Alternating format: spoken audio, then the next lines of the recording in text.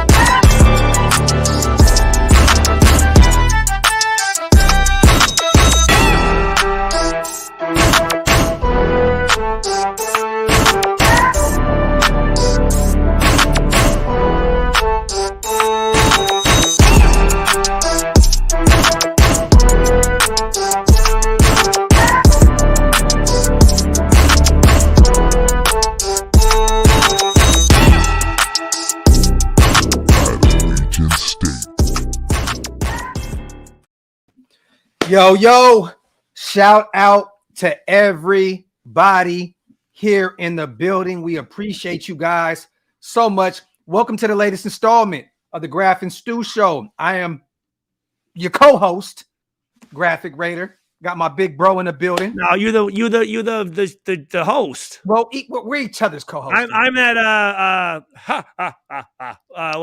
what's his name? Jim McMahon or no? Ed McMahon.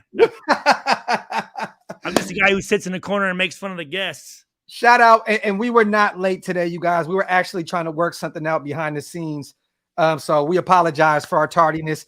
Real quick, man, we want to pay respects once again to a good friend of ours, our boy Uche, man. We've done a few moments of silence over here, but now we got our big bro Stu on. And Stu is really close with Uche as well. Both Purdue Boilermakers, both in the NFL. So that brotherhood is stamped. And actually, our brother spoke to him the day before he passed. Yeah, so I appreciate you, Docs, all of the respect that you've paid to Uche. I know he had a ton of respect for you and all of your followers and the Raider Nation. And a guy who I've known for, 2000, so 20 years I've known Uche. Was a freshman when I was a senior. Mm-hmm. A guy who we reconnected about the last year and a half. Yeah. His wife and two children live here in West Lafayette. He was up here visiting them. Yep. I had spoken with him. He said, Stu, I want to link up before I head back to Atlanta. And I said, things are busy, but make sure you at least hit me up before you leave. At least come by. I want to make sure I say hi to you or whatever. He's like, all right, cool. And then you were the first one to tell me. I think it was Monday, right? It was. Yeah. I sent you a text. I sent you a text and was like, Uche, man, pretty much. And yeah, I know you were sick. I know the whole family was under the weather and stuff. So, I was blowing your phone up because, like I said, I just wanted to make sure you were cool. Usually, and I appreciate that. Usually I'll fall back. I'll be like, I know how Stu get down. He going through one of his ones where we all go through. I do the same thing. You know what I'm saying? So I get it.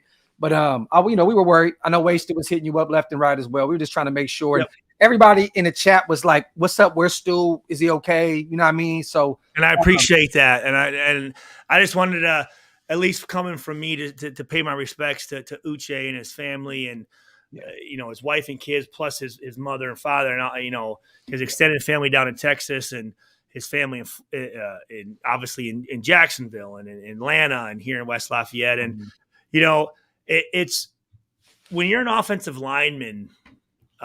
Specifically, when a lot of times those offensive line, like for instance, Joe Tiller, when he recruited offensive linemen, usually guys like Matt Light and Kelly Butler and, these guys who have these long careers, they're actually tall tight ends or wide receivers. Yeah. Because he wants them athletic. And then he has them put a bunch of weight on.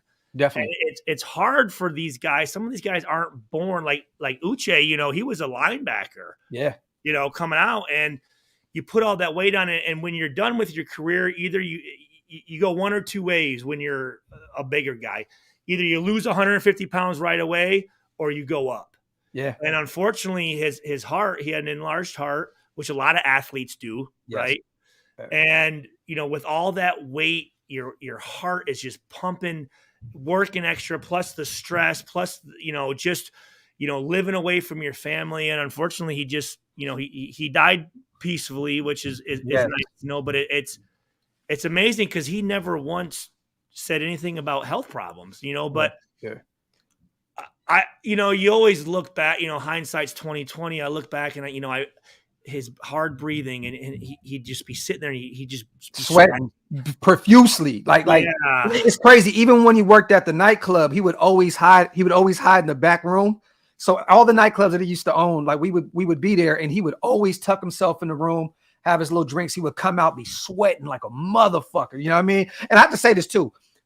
Rest in peace to Uche, but in Atlanta, he was very loved as well. All the artists, I mean, from Busta Rhymes to Future to B.O.B. Well, think of this. I mean, what happened with Takeoff? Yeah. And he was close. He was close with Migos and those guys. And definitely. What happened to him was tragic. And then now Uche, and it's unfortunate. And you look at it, and it makes you. For me, I had some things I was holding on to with some other friends that I said, it's not worth it. Yeah. And I made some phone calls today specifically and just said, hey, I know we've had some strife. I said, fuck that shit, because literally like I said, I had just talked to him. Yeah. And then the next night he passes. And it wasn't like, I'm not feeling good or, I'm not. But again, when you're that big and you're not meant to be that big, it's just so, again, like my wife was in cardiology for a little bit. Now she's in oncology, but she's just like, man, and I wish I might have said, hey, have you gotten physical? Have you got some blood work done just to, you just think about the stuff that you didn't do. But great guy, great teammate, funny motherfucker. Uche was hilarious. Yeah. Very opinionated. I love it though. That we need that though. Like we need that. You know what I mean? And he caught a lot of flack. I knew where he stood. I knew where there were certain things that he don't like that. And hey, that's cool. He never flip-flopped. He didn't go with trends. He didn't whatever. He said what he was on his mind. And that's refreshing because you don't see that too often. But I understand a lot of people I think would, but they don't have the freedom that players like us have, where we can say, well, we're not, because we're not going out and getting jobs, and we don't need background checks and things like this. So we can speak freely. Yeah. And not that it's anything negative, but it's different from what people would probably say, because it's maybe not politically correct. PC. Yeah. Right.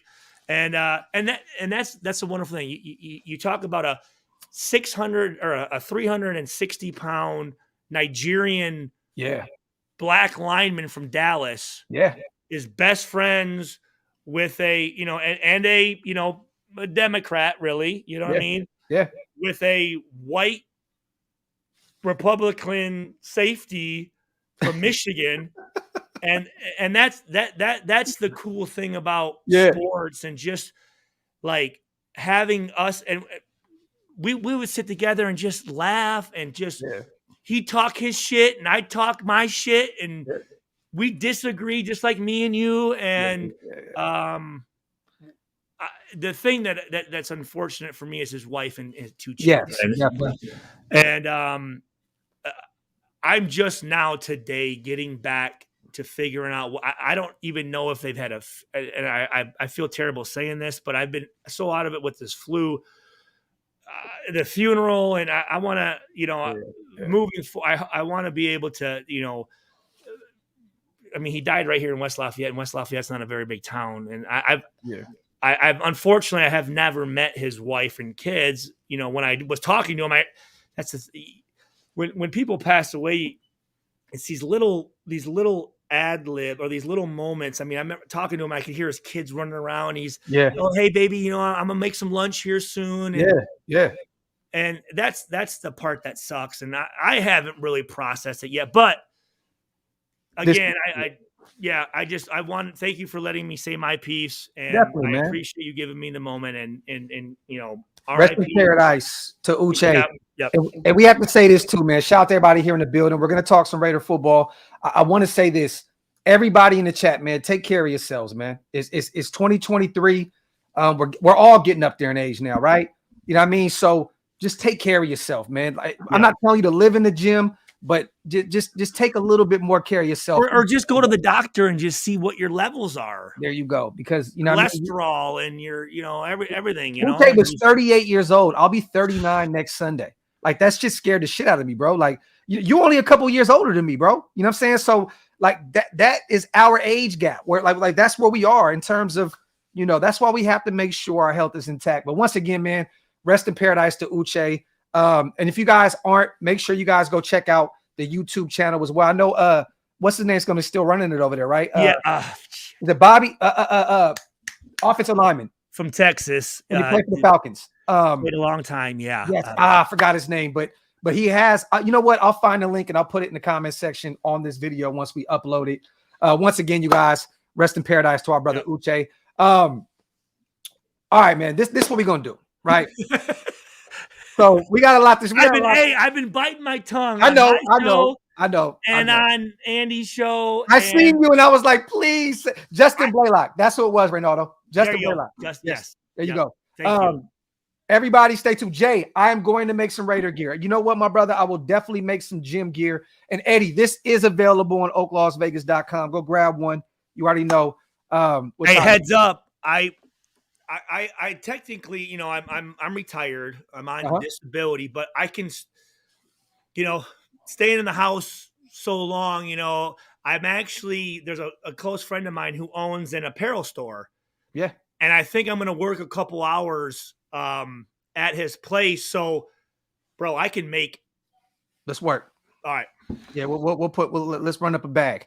Shout out to Cane Town, man. And I want to talk about this. I see a lot of Will Levis in the comment section. We're going to talk about that as well. Yo, Docs, if you were the Bears organization, what would you do with the first overall pick? This is it, Cane Town. It depends on what they're going to do. If they bring in a new coaching staff, who's to say that he wants Justin Fields? Yeah, we don't know. Yeah. We don't know, right? So they could still go get Bryce out of Alabama or take Stroud out of Ohio State. We don't know what they're going to do.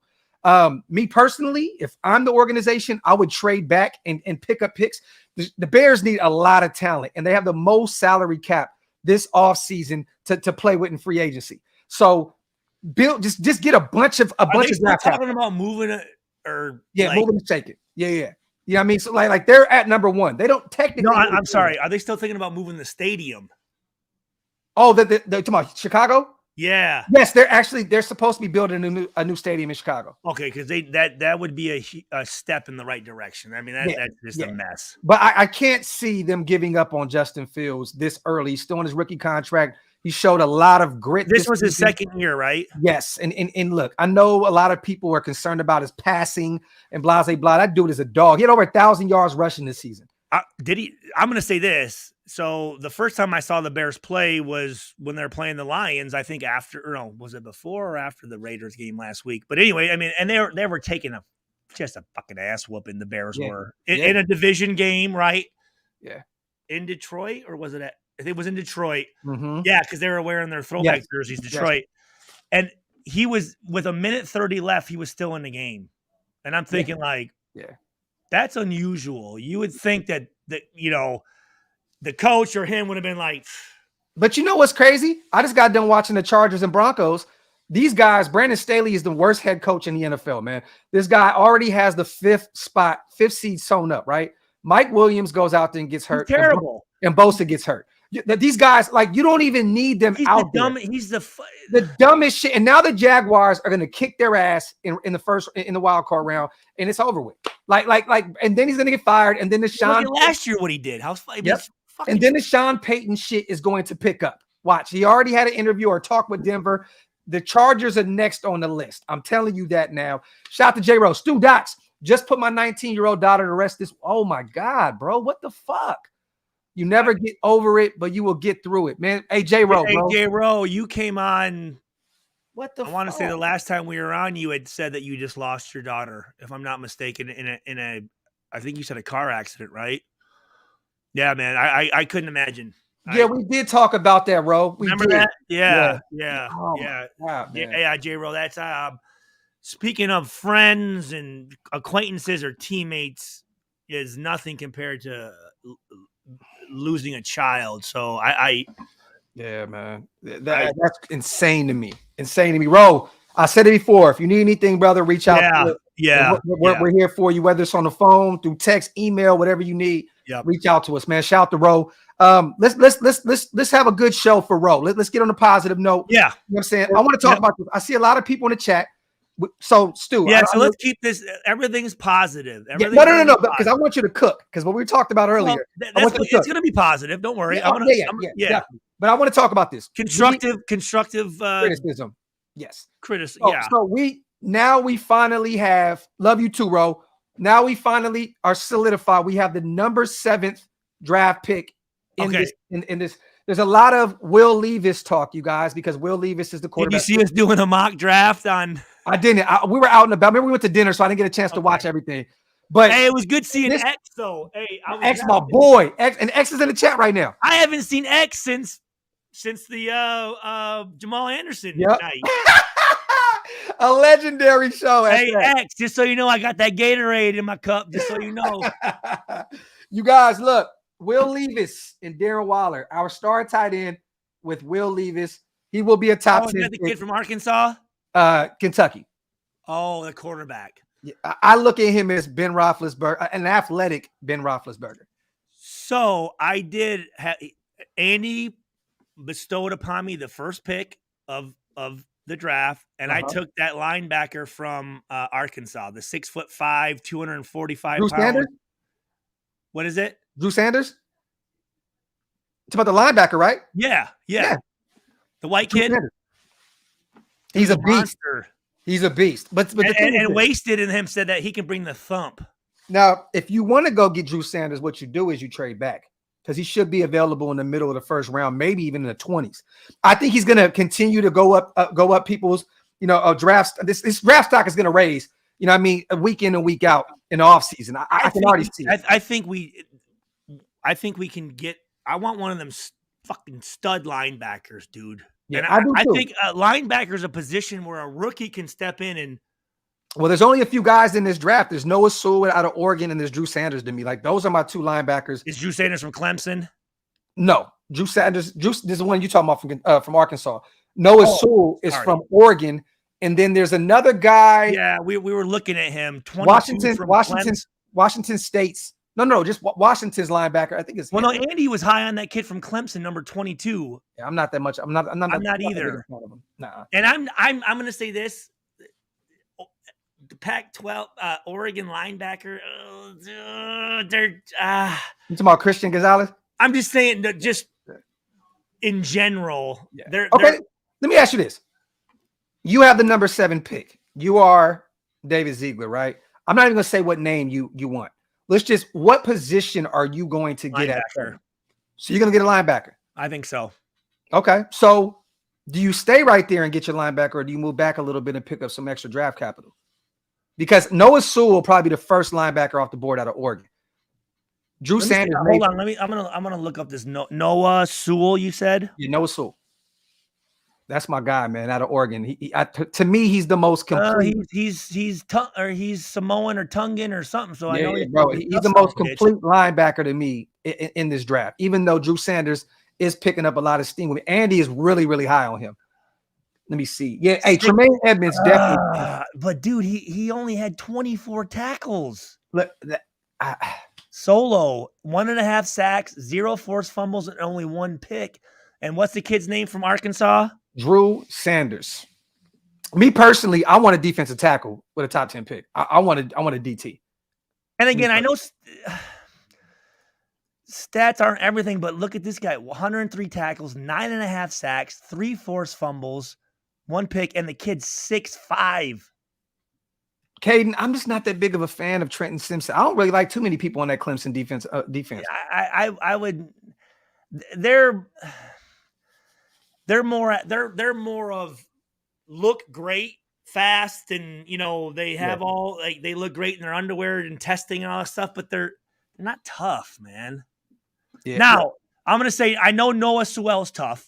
Yeah, but he did have a down year this year. He did have a down year, but I still believe he's going to be a top 15 pick. Like that. Like no, I mean, I'm Kane Town said it. You have any questions about Sewell's ability to cover and move sideline to sideline? I've seen him a bit, but not enough to make an assessment yet. And we'll get there a little bit more. You know, we're going to dive into this whole draft here in a second. I'm just now thinking of, hey, X. This is what I'm talking about. At 7, right? I'm not trading up to get a quarterback. I'm trading up. If Jalen Carter is on the board at 4 or 5, I am trading up, moving whatever the fuck I got to go get to get number 88 out of Georgia. I'm telling you right now, Stu, this dude is a fucking mammoth of a man at the defense. From anyone, I believe you. Plays the run, can get to the quarterback. To me, he's the most complete defensive tackle in this draft. Because if I don't get one in the first round, what's his name? It's Jalen Carter. Because if I don't get one in the first round, I'm going in the middle rounds. Okay. Let me rethink what I just. Okay, let me look at this guy real quick here. Jason, this is facts. A linebacker in our scheme has to be able to cover. This is facts. So, okay. Yes, chaos. If we don't get Jalen Carter, I'm going DB in the first. I've said that a million times. I like that this guy's got 3 passes defended too as a D tackle. Yes, dude, he's a monster, bro. He's a monster. 6'3", 300. Dude, that's my favorite player in this draft, period. Out of any player. Any player. Bro, you know where he's from? Where? Apopka, Florida. You know who else is from Apopka? Lamar? Warren Sapp. Oh, for real? Oh, shit. Hey, defense. Hey, there's something in the water down there with these defensive tackles, man. I need to call Warren. Yeah, let me reach out to Warren and get some information on him. I want to see Apopka, Florida. Well, he was born in Apopka. I wonder if he went to fucking. I know Warren's got to know this fucking dude. X Henley. That's what I was talking about out of Washington. That is another nice linebacker. I definitely am a fan of Henley. All right, let me see. D-A Dayan Henley. No, he spelled it wrong. It's D-A-Y-A-N. Dayan Henley. Shout out to my brother Andy in the building. Yerp. And we're gonna talk about this as well, you guys. From Nevada. Okay. We got some takes on 6'2", 232, 106. Okay, 4 sacks, 3 forced. Okay. Yeah. He's involved. Whoa. If you can get Payne and Carter. 5, he's a 6th-year player, though. Yes. So he's got some wear and tear now. Hey, look. These guys are made a little different these days, man. You know what I mean? Hey, with the way medicine is enhanced, I think we'll be all right. But I hear you. The kid from Arkansas is a true junior. Yes. But the thing is, I don't think he's really doesn't he? See, the thing is, I don't know how much he has played linebacker. I got to do more homework on Drew Sanders. Let me see. And I guess he transferred, right? Yes. If you get Payne and Carter, that's the best defensive line in the NFL. Chandler Jones, Payne, Jalen Carter, and Max Crosby, that's the best defensive line in the NFL. I mean, the kid, though, dude, playing at Arkansas, I mean, SEC, 7-6. They had a winning record. They won their bowl game against Kansas, who was an up-and-coming team. The kid had 103 tackles, 9.5 sacks. Yeah. That's 5 passes defended. X said he was a DE. He was a defensive end at Bama. Oh. That's what I'm saying. So, like, he hasn't played a lot at the linebacker position. God damn it. I didn't know that. Yeah. So. I don't like that. But, hey, I mean, he's versatile. Shit. If you need him on the edge, you can put him on the edge. It's like, I mean, hey, Patrick Graham loves guys. Yeah, but at that pick, I want a linebacker. No, I want a fucking true blue fucking linebacker. I'm not that big of a fan of this linebacker class. I'm just not. So, like, if you're gonna get one, you got to get one early because I think the guys in the later rounds, like Jack. Hey, to be honest, we could slap up fucking. And I talked about him earlier, Jalen Graham.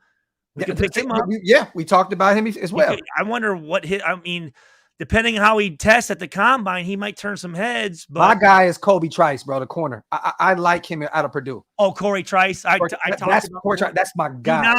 If you do look up Corey Trice, his senior year, he came back from an injury. He wasn't ready. He didn't. The first 4 or 5 games, he was feeling himself out. Like he didn't play like he could. But he's Nnamdi Asomugha. But not as fast, but bigger, more physical, not as athletic. But he's more of a zone. He's more of a zone guy. He's not a man-to-man guy. He can play man, dude. Okay. He's got those. And here's the thing. Jalen Graham and him are both, and these are guys that I've known since they were freshmen, right? So I've known them for Did they both miss their bowl game? Okay. Yeah. All right. I know you're mad about that. I know. Yeah. But I'm not mad at them. I'm just the whole situation. It's fucked. But anyways, he's all of 6'3", 230. But what I was gonna say is both those guys, humble, polite, come from good families, guys that we don't have to worry about. Yeah. Which we know in Vegas, I get it. That's why that kid from USC, that quarterback, worries me, man. He's Caleb. Yeah. Shout out to Hyperbolic real quick. Docs, if the Raiders just get rid of Carr and Bolden, which they probably will, I don't think Brandon Bolden's coming back. Restructure Miller. I think that Miller and I think a lot of guys are going to restructure and free up a lot of cap space for us. $80+ million in cap space. If Chandler Jones retires, he won't, because that's too much money. Free money. Yeah, it's way too much money. You know what I mean? 100+ in cap space. You think they could do it? I think outside of that Chandler Jones one, I could see Miller restructuring his contract. I could see Darren Waller. I could see Max, freeing up some bread as well. These guys are going to do everything in their power to go all in next season. I'm telling you right now, especially if Brady comes in and takes a still of a deal, which he would. These guys have to follow suit, and I think that they would restructure and free up a lot of cap space to go all in next season. Stay tuned for that Hyperbolic. Shout out to RS. All I want to make sure is that we drop. Tully is my guy. That's my guy. TT. That's that's one of my favorite defensive tackles. Hey, here goes Andy's linebackers. Number 1, Drew Sanders. Number 2, Noah Jewell. Number 3A, Tommy Eichenberg. 3B, Deja Henley. Jack Campbell. What's that? Is Jack Campbell? Jack Campbell's on that list, right? Out of Iowa. Is he the last one? 3C, Ivan Pace. Cincinnati. Hold on. Wait. Andy had Ivan Pace out of Cincinnati on that list? At 3C. Okay. Oh, 3C. Okay, I got you. 4, Henry Totu. Out of Alabama. 5, Jack Campbell. Jack Campbell out of Iowa. That's the guy you're talking about. And then 6, DeMarvion Overshow. Out of Texas. I like him as well. The thing with Jack Campbell. Jack Campbell guy. I should know this motherfucker. He's more of a thumper to me. I don't think he's going to be a cover guy at the next level. And that's the problem. We need some cover guys in the AFC West with Patrick Mahomes, Herbert, and Russell Wilson. We need some guys that can cover at the linebacker. Well, here's the deal, and here's what Wasted brought up. And he's probably wrong then. Motherfucker. Shout out to my brother Wasted. Because I was talking about what I said was as important was to see how this coaching staff was last year in the draft. I think it's actually this year where we're really going to see what these guys have, because last year they had a team that they didn't know the players. They didn't know who could move here, who could do this, who could do that, right? So they're looking at going, okay, well, we have this guy. We could probably do this. So during the year, they're going, okay, he can't do that. He could do this. He could. So this year is where we're really going to see what this staff is looking for. Yeah. Because they know what we have. Yep. They know who they drafted last year. So now they can really say, this is what we want. Yes. This is who we're going for. Mm-hmm. If that makes any sense. So what Wasted was saying was because we're talking about New England, and X was like, I hate the way New England drafts, because you know what? There's no frills to it. You know what I'm saying? They're picking guys that work for them. That guy to them is their first pick. Yes. But to everybody else and all the dumbasses that don't fucking study or know how to fucking recruit or look at talent, they're all caught up in all the lights and all this shit, whatever. But Wasted said New England drafts to win their division. Yeah. And I said this. I said, I like that though, like, because that should be the goal every year. How do you make the playoffs? You win your division. But the thing is this: that has been a shit show of a division for a long time, right? Like, so at the end of the day, New England pretty much had it sewn up. I mean, our division's a lot different. You got like next year, Russell Wilson's going to be a lot better. I'm sorry, he has to be better. He can only get better than what the fuck he was this year. Mr. Unlimited. But I don't think he's going to improve drastically. But at the end of the day, a better coaching staff, I think they'll get this shit together. Our division is still one of the most toughest divisions in the NFL. If you want to go beat that, if you want to go win that division, it is hard, bro. You know, New England. Well, we're beating the shit out of each other. Yeah, that's true. But when you're constantly going against the Jets, who struggled mightily forever, the Dolphins who are finally getting their shit Bills together, who have been terrible. You know what I mean? Now it's the Bills division. Now it's a little different, right? So now you have to draft a little different now that if you're New England. You can't draft the same way.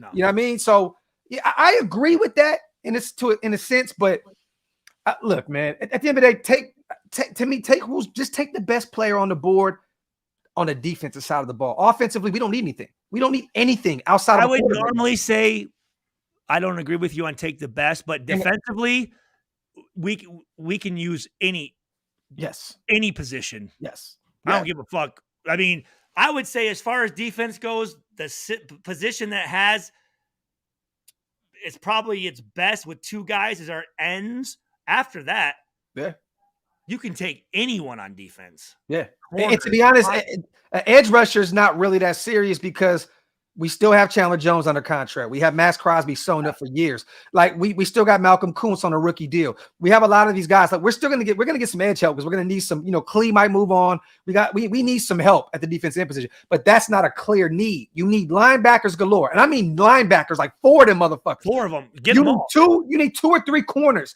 You need 2 or 3 safeties. Like, bro, we need a lot on the defensive side of the ball. That's why I don't want to grab a tackle or a guard in the draft. Go get some veterans in the offseason. Go in free agency. Well, when we did that mock draft, someone brought up the Jim Thorpe Award cornerback from TCU. I said, yes. Yeah, no, we already tried a Jim Thorpe Award TCU defensive back. Yep, and he's failed miserably. And don't get me wrong, Merrick's my guy. You know what I mean? He had a pretty good rookie season. He regressed mightily in his second year under Patrick Graham. But we have to be real, though, Stu, too, man. This defense has just been bad altogether, man. Merrick needs more talent around him to help him as well. You know what I'm saying? Nate Hobbs needs more talent around him.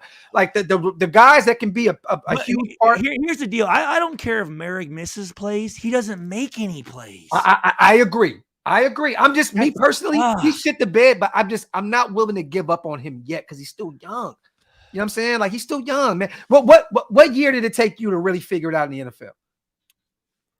What was your best statistical year in the NFL? My best statistical year was year 3?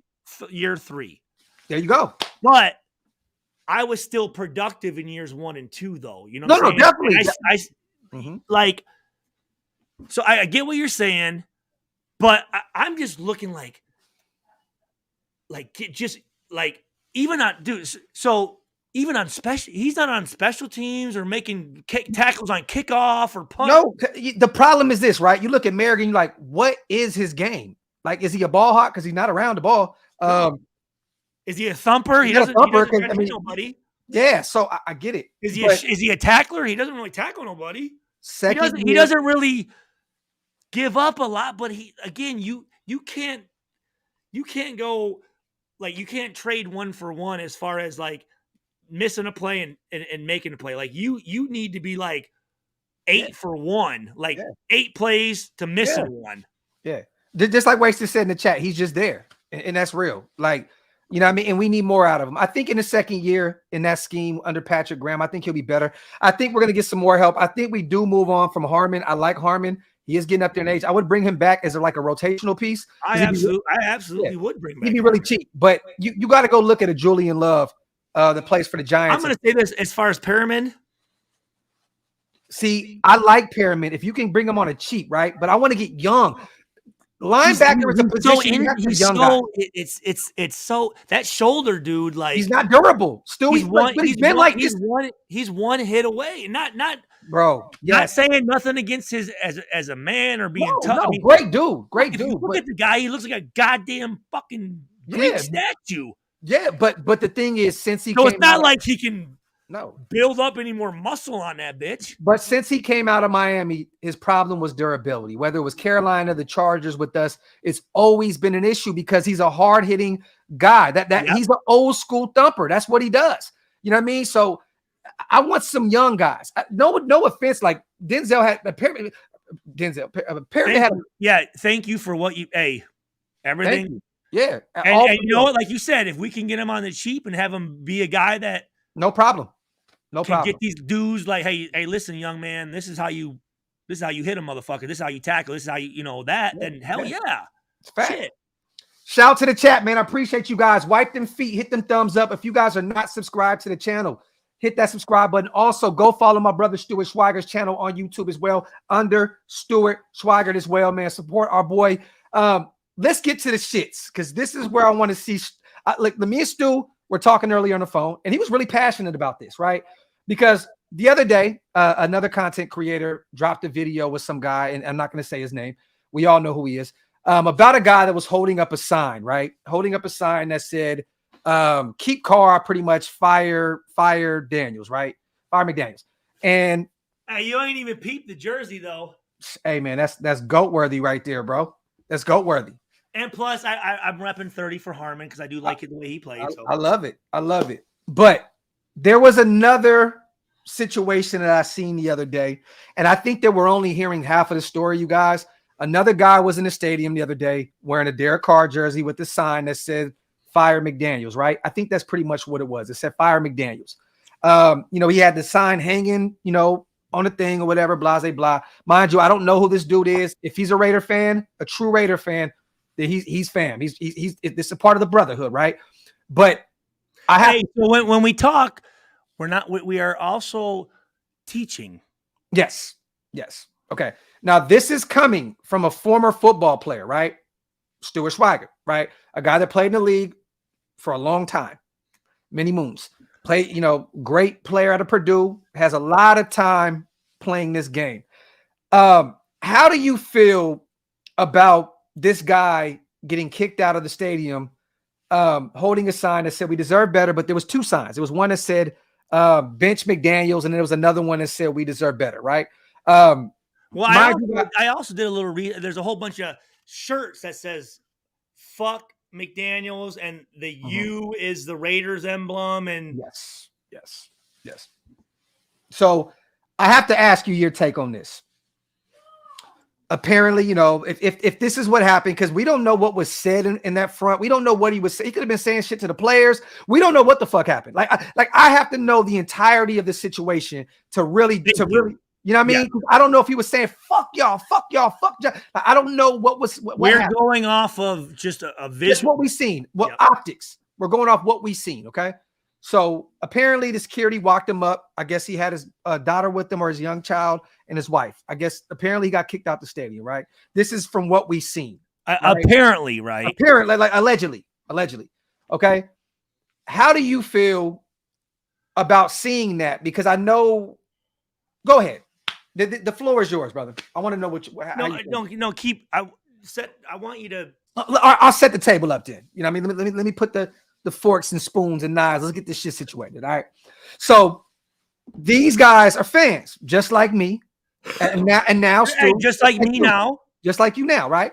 So at the end of the day, a guy comes into an establishment that's owned by another guy, Mark Davis, right? Who can pretty much do whatever the fuck he wants to do, right? Like at the end of the day, he can do whatever he wants. I thought about this. Here, I think here's an analogy for it. You don't even say your own home. Think about your own car. Okay. Think when you have someone come in your car, and they have dirty ass shoes on, and they're putting their feet on your this, and they're hey, I don't really like you to smoke, but they're smoking in there, and they're putting on whatever they want on the radio. What would I'd say 99% of people do? Oh, probably. Get the fuck out of my car. Yeah. Because that's their car, right? Okay, but let me ask you this. If he was just holding up a sign, right, and not going at the players, not saying anything around anybody else, because there was another fan that was around that said, wow, they really kicked him out for just holding up a sign, right? So I don't know I can't take his thing at face value either because I don't know what the fuck was said. I'm just going off of if he did not say anything bad to any players, right? Or he didn't say anything out of pocket. All he had was a sign. Okay. That's it. We're going off. We're going to play a couple different scenarios. Okay. He had a sign. That's it. There was no talking shit to nobody. No, none of that. What happened? Docs, what's your car? Like the car that's yours. Like what your car, right? Okay. Uh-huh. Let's say you're giving someone a ride, and they have a sign showing people that fire Graphk while he's at the wheel. Fire. Let's say this. Let's say fuck the driver. Okay. Fuck him. He's a bitch. What are you? He ain't saying. I mean, he's not saying shit to you. He's not. Yeah. He hasn't even said a word. But yet he's got this sign going, fuck the guy I'm driving with. Yeah. What? I'm hitting the brake and kicking him the fuck out the car and keeping it moving. Because why? Because it's disrespect. And also, whose car is it? It's my car. I own it. And you paid for it. Yes. You worked hard for that car. Yes. Right? You put a lot of money and effort into that car, right? Mm-hmm. It means something to you. You like it. Okay. Well, hold on. Let's play devil's advocate. Yeah. That guy in the seat did not pay to sit in my car. This guy actually paid for some seats to sit in the Allegiant Stadium. Did Mark make him pay for those seats? No. You look. I hear you. So, but first, I want to let's bring him back though. Okay. Before even anything to do with Mark. Okay. What do I always say about hold who accountable? You hold the players accountable. Okay. No. And I love this because this is coming from a former player that played for this team. All right. So we'll double back to the sign thing. Okay. Yeah. We'll go back to that. Yeah. All right. Let's talk about what's on the sign. Let's talk about what's actually on the sign. Yes. Which is Bench McDaniels, right? And this is coming from a guy that has a Derek Carr jersey on, clear as day. So you can tell that he feels some type of way about us moving on from our quarterback. And also, keep Carr, fire McDaniels, right? That as well. Okay. Yes. So let me ask you this: Is there an argument for Mark Davis saying this guy is my guy? He's still employed with us. This guy is no longer with us, and he'll be out of here shortly. I don't want people disrespecting my head coach, right? Like, and don't get me wrong, this is not the same. You guys have to remember, this is not the attitude era anymore where you can have signs up all over. This isn't Oakland Coliseum. This is an entirely different situation. You know what I mean? Like this is this is Broadway now. Allegiant Stadium is Broadway. Here's the God. Hold on. I gotta take a note.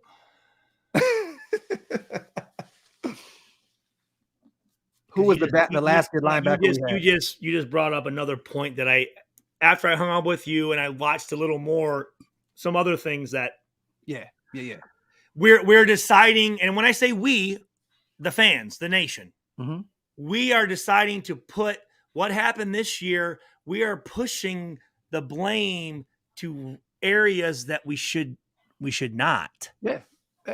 Because again, when it comes to football, and I love it, I gave my life to it. I would defend it till the day I die. It takes everybody from the owner to the parking lot attendant. Literally, they all take part in the win and loss. Each person has a higher percentage of what they give, and that type of thing, right? The highest percentage of our wins and losses, I'd say 65% of our wins and losses come down to, who am I going to say? The players. But when I watch this stuff, it's the owner. It's the GM. It's the head coach. Yeah. It's the injuries. Yeah. It's this. You know what, Stu? Let's keep this shit a buck. I just put out a tweet, right? And I want everybody in the nation to see this. I put this on Instagram. I put it on Twitter. I said this, okay? And I want everybody to see, because we're kind of shifting gears a little bit. I want to hear what your take is on this, okay? This is something you tweeted? Yes, I tweeted this because I feel today? like yes, today, just, right before we went live, right? I feel like it's not just people blaming Josh McDaniels because of us failing this season, right? It's deeper than that. All right. I think I know where you're gonna go. My tweet said 4-12, 7-9, 8-8. Gruden's first 3 seasons, second tenure as a head coach, where was all the fire Gruden posts? It feels like because a certain quarterback is not here anymore that it was okay, or that he was still there, it was okay. Give McDaniels at least 1 more year, and then we can revisit this firing debate. I hate when people say 110% or 110% because you can't be. I 100% agree with what you're saying. Mm-hmm. Because I just feel like it's mostly guys that wanted to keep Carr around that are shitting on everybody else around it. It's Mark Davis, it's David Ziegler, it's Josh McDaniels. It's everybody else's fault because of their guy being gone. Guys, again, 65% of the blame goes on the guys wearing the jerseys.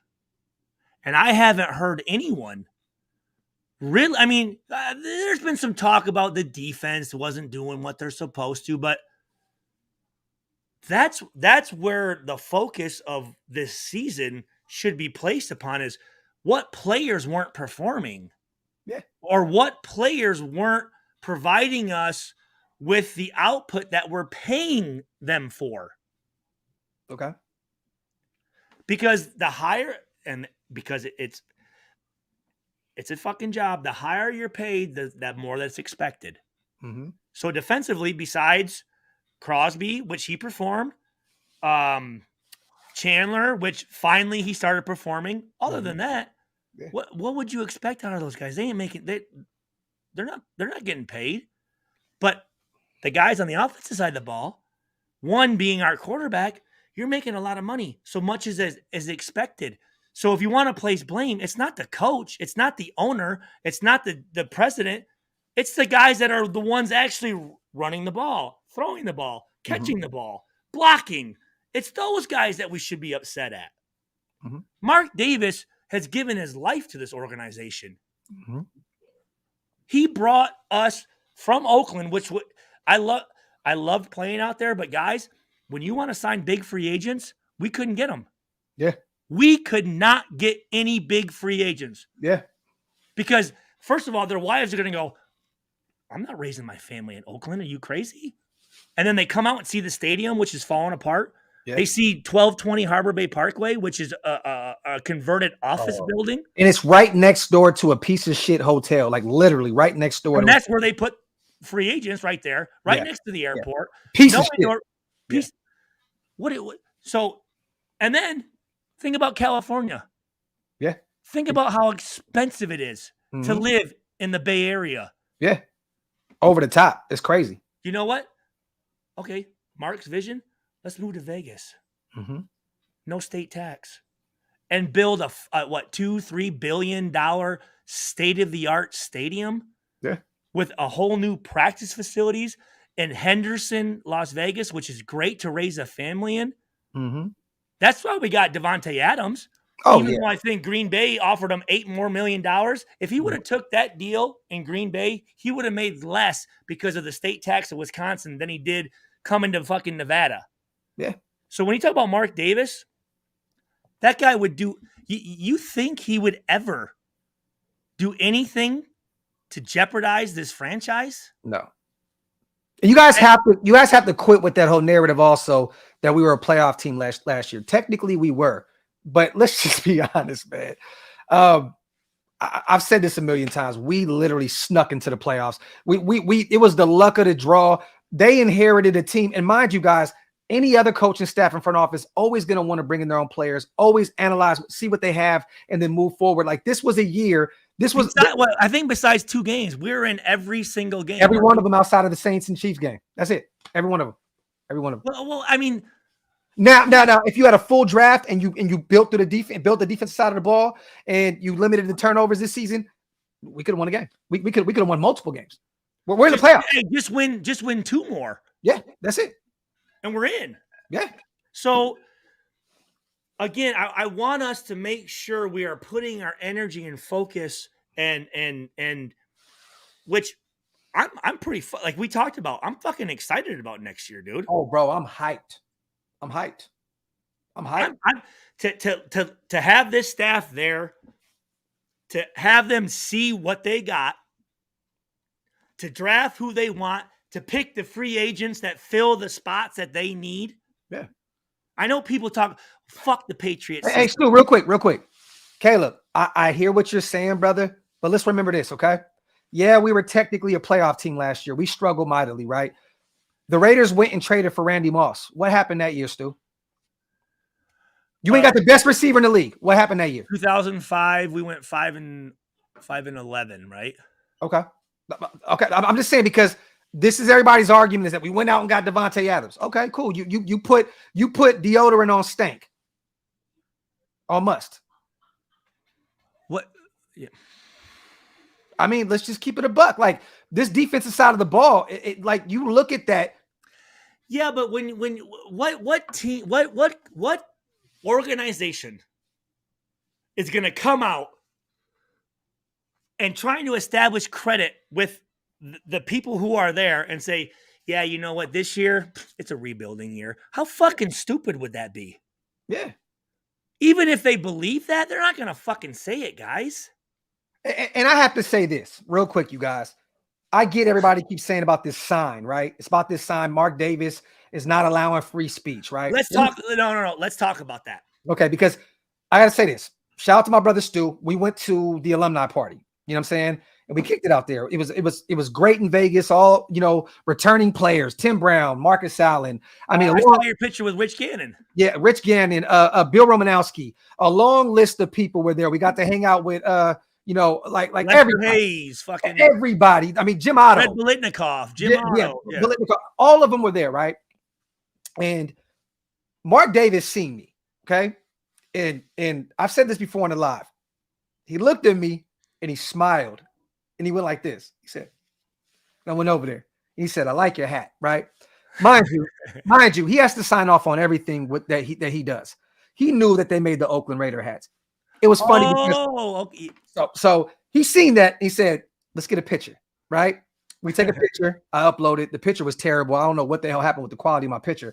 But I have to say this. It's like taking a picture of a UFO, right? It always comes out blurry. Yeah. Sasquatch, right? But the thing was this. He knew who he was dealing with. This guy knows his team. He knows his organization. He knew who the fuck I was. Let's just say that, right? And he knows I speak all the time about this team, whether they're shitty, whether they're good, they're bad, anything. He still treated me with respect. He still took a picture, and I shit on this team week in and week out when we look like shit. I do, because look, I'm a diehard fan that invested a lot of money. You're not. I'm just being. I'm being real about this shit. Yeah, you know, like I'm being honest about. You what have but you also have backing to why you're saying certain shit. Yes, but the thing is this, you guys are not understanding this. One thing that everybody is not looking at, and tell me if I'm tripping, Stu. He sees this uproar between everybody that loves Carr and everybody that wanted to move on from him. So that one sign can create a million fights in that stadium. Absolutely. Somebody can instantly look at that guy and say, fuck you and your sign. Absolutely. Fuck Carr. Absolutely. Right? So if there's somebody that had a sign that said fuck Carr, I guarantee you Mark Davis would have did the same exact thing. Nobody's looking at that from that standpoint, right? Nobody's saying that sign can create some chaotic shit in here where we can be against each other. Limit the shit. Hey, man, give me your sign. No, I'm not giving you your sign, which this is what could have happened, right? No, I'm not giving you my sign. Well, you got to go. That's probably you got to go. Well, you got to go, right? That can, like, we already see the divide on Twitter, Instagram. It doesn't matter what social media platform you're on, whether you're over here or you're over there. There's always. Here's what people fucking forget that yeah, you can say whatever you want, but you also have the ability to pay the consequences of what you say. Yes. This man spent $2 billion to build that fucking stadium. He did not make anybody. He didn't take anybody's money. And you're going to come in there wearing his father's team that he started and say, we deserve better, fuck this, he has every right to kick the entire fucking crowd out if he wants to. Yes. He has the right to fire any management, any player, any training staff, anybody in that stadium. He can say, they're gone. And you know what? They're gone. And here's the deal. If people have a problem with that, do what you need to do to buy a fucking NFL team and you can run it. And I guarantee you, if you put that much fucking, because here's the deal, Docs. I remember some of this shit. I'm thinking like, Al Davis, man, he's too involved. He's too involved, and blah blah blah blah blah blah. Yeah. Why would he call players? At a very, very low level, when I owned my own professional team, indoor. Hey, we'll talk about that. My bad, Stu. We'll talk about it, Tay. I'll give me a second, brother. Go ahead, Stu. When I owned my own team, and the amount of money and the amount of time and effort I put into it, I was doing the same shit. Like, yo, what the fuck you guys doing? Like, you're not going to go out there and like the amount of money and effort I put in. And if there was somebody in the Saginaw Arena wearing a Sting sucks jersey or have a sign that said "Fire Stu," and they're wearing a jersey of my team, I say I would have went up to them and said, "Get the fuck out! And if you don't leave, I'll beat the fuck out of you." Yes, because and I have to say this, you guys. What Stu is saying is completely facts. But if this guy had a fucking Josh McDaniels customized jersey and had the same sign shitting on Carr, I think he would have did the same exact fucking thing. He would have did the same exact thing. Because here's the deal. That's a cancer. Yes. And what do you do with cancer? You treat it. You fucking take a scalpel, you cut that bitch out and fucking throw it away. Yeah. Then I hear this. Shout out to Intel. I appreciate you, my brother, as always, King. Thank you so much. Then again, it's Mark Davis.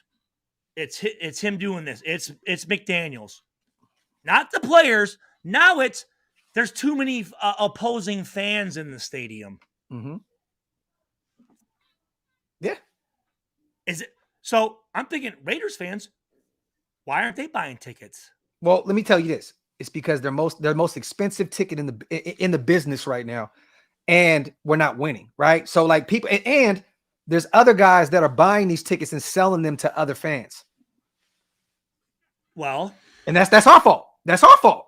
That's our fault. But see, the thing is, I don't agree with Mark saying that bitch ass shit. Like you should know.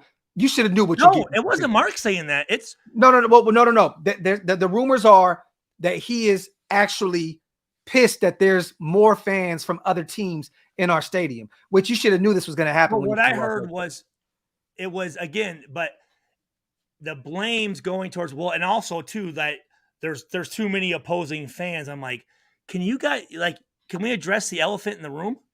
Yeah. Can we at least address the top players? Yes. Is there any accountability on those guys? Yeah. They're the ones making all the fucking money, people. Yeah. They're the ones that you should be your tickets that you give. They're not going to Mark. They're going to pay fucking Derek Carr. I got to say this real quick too, Stu, real fast, my brother. Everybody in the building, you guys are morons because you're supporting this shit. This guy ended up keeping this team. He tried to move him to LA. It didn't work. He tried to make it work in Oakland. It didn't work. The NFL tried to put us in St. Louis and take away our fucking history, our entire existence. The NFL wanted us to go to St. fucking Louis. Yep. This is the guy that kept our franchise afloat when his father passed away. I don't want to hear shit about what the fuck you talking about. Why are you backing this moron? If it wasn't for this guy, we wouldn't have a fucking team. That's why. You guys sound fucking stupid saying that. Wait till this documentary comes out. That's going to come out, the history of the Raiders. If you guys realize what Al Davis did and the change that he made, not only racially, but what would you say sexual with hiring women, with women, everything, minorities, with going against the grain and saying, you know what, I don't give a fuck what you guys are saying. I believe this.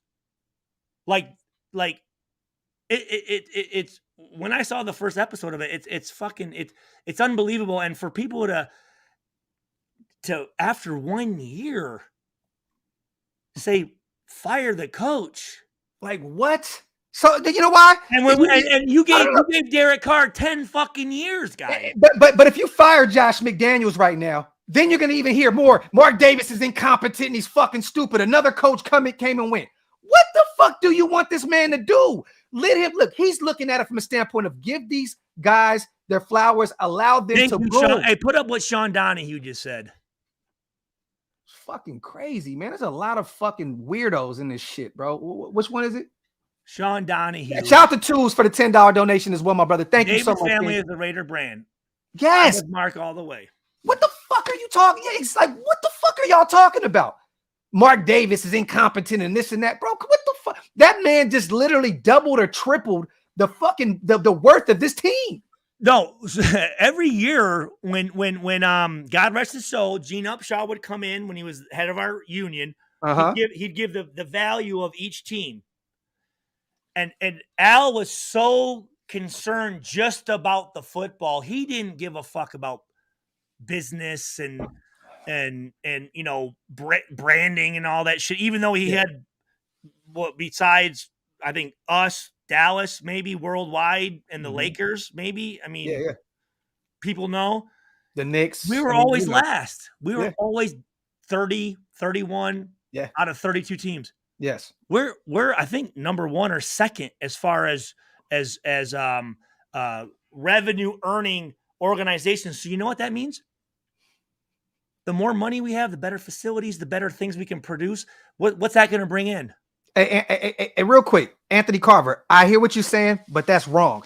Most businesses, people pay for it with other people's money. Always. That's how business works. That's how business works. Like, bro, like no one's going to come out of pocket of $7 billion or however fucking $1 billion it costs.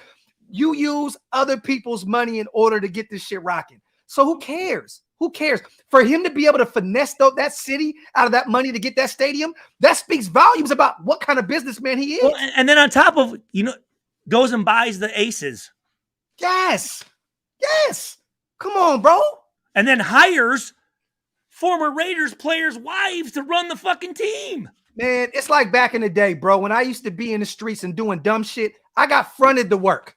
And I sold it. I made their money, paid them first, and I took my bread.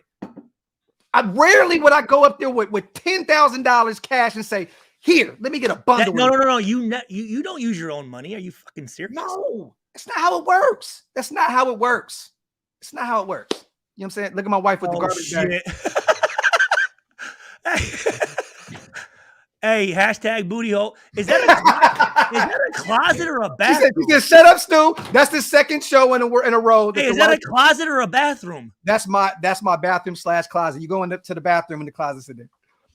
My wife 2 days in a row with the garbage bag over her head, and now my dog is tweaking right now at the other door. Look at this shit. She just walks in, just abruptly opens the door. What the fuck, man? That sounds like Bo and Maggie, man. So again.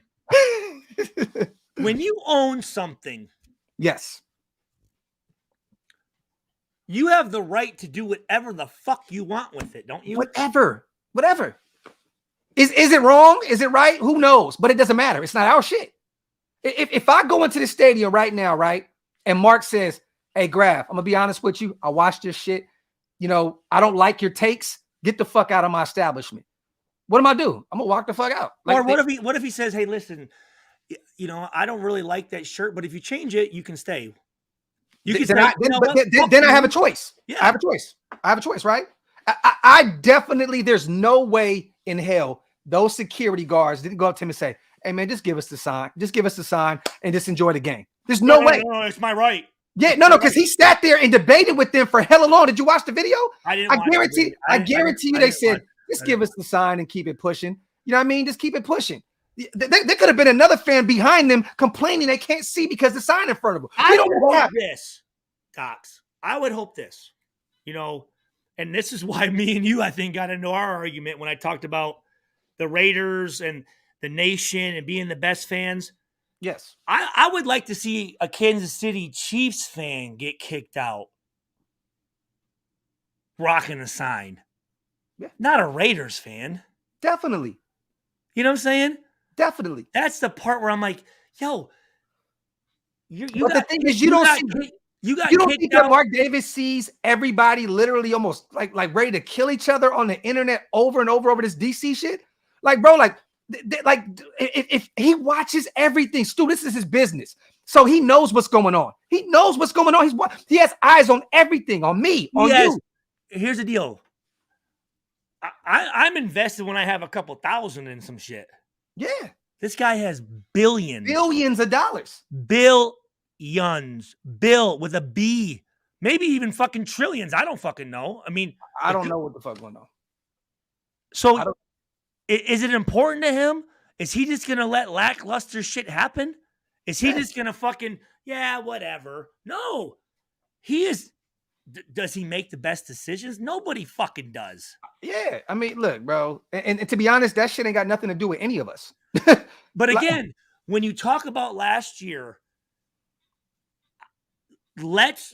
you need to focus the and really anger or disappointment. 65% of it should be put on the players, man. Just like it was on when I was involved. Hey, when shit fucks up. Hey, Sean. I mean, when I missed tackles, it wasn't my coach. Hey, Sean, this summer I walked into 7-Eleven down the street from my house without my shirt on. Motherfucker said, hey, bro, you can't come in like that. What'd I do? I went back to the car, put my shirt on, came back in, bought my coffee, and kept it pushing. Right? Like you can't tell anybody. The next night, on Saturday night at the hotel during the reunion, I walked in the hotel, had a case of beer, my own liquor. Yep. Drinking it. Manager walked in, says, you can't have that. Can't do that. And I said, fuck you. We were sitting over there with Thor. Everybody drinking 40 ounces of shit. Yeah, I remember that. Shout to the head one more time. Hey, booty hole.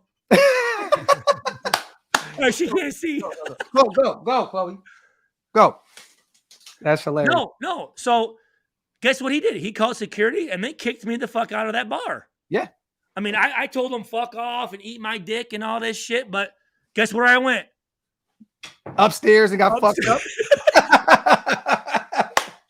Yeah, but you know what I'm saying? Like, it's just, you guys, I get it. And to be honest, I don't think that they targeted him because he had we deserve better sign. No. It was, I promise you, it was not that we deserve better sign. There was another one, Bench McDaniels, blah, blah.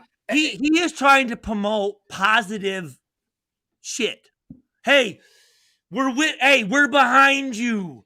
Hey, it's a whole new year next year.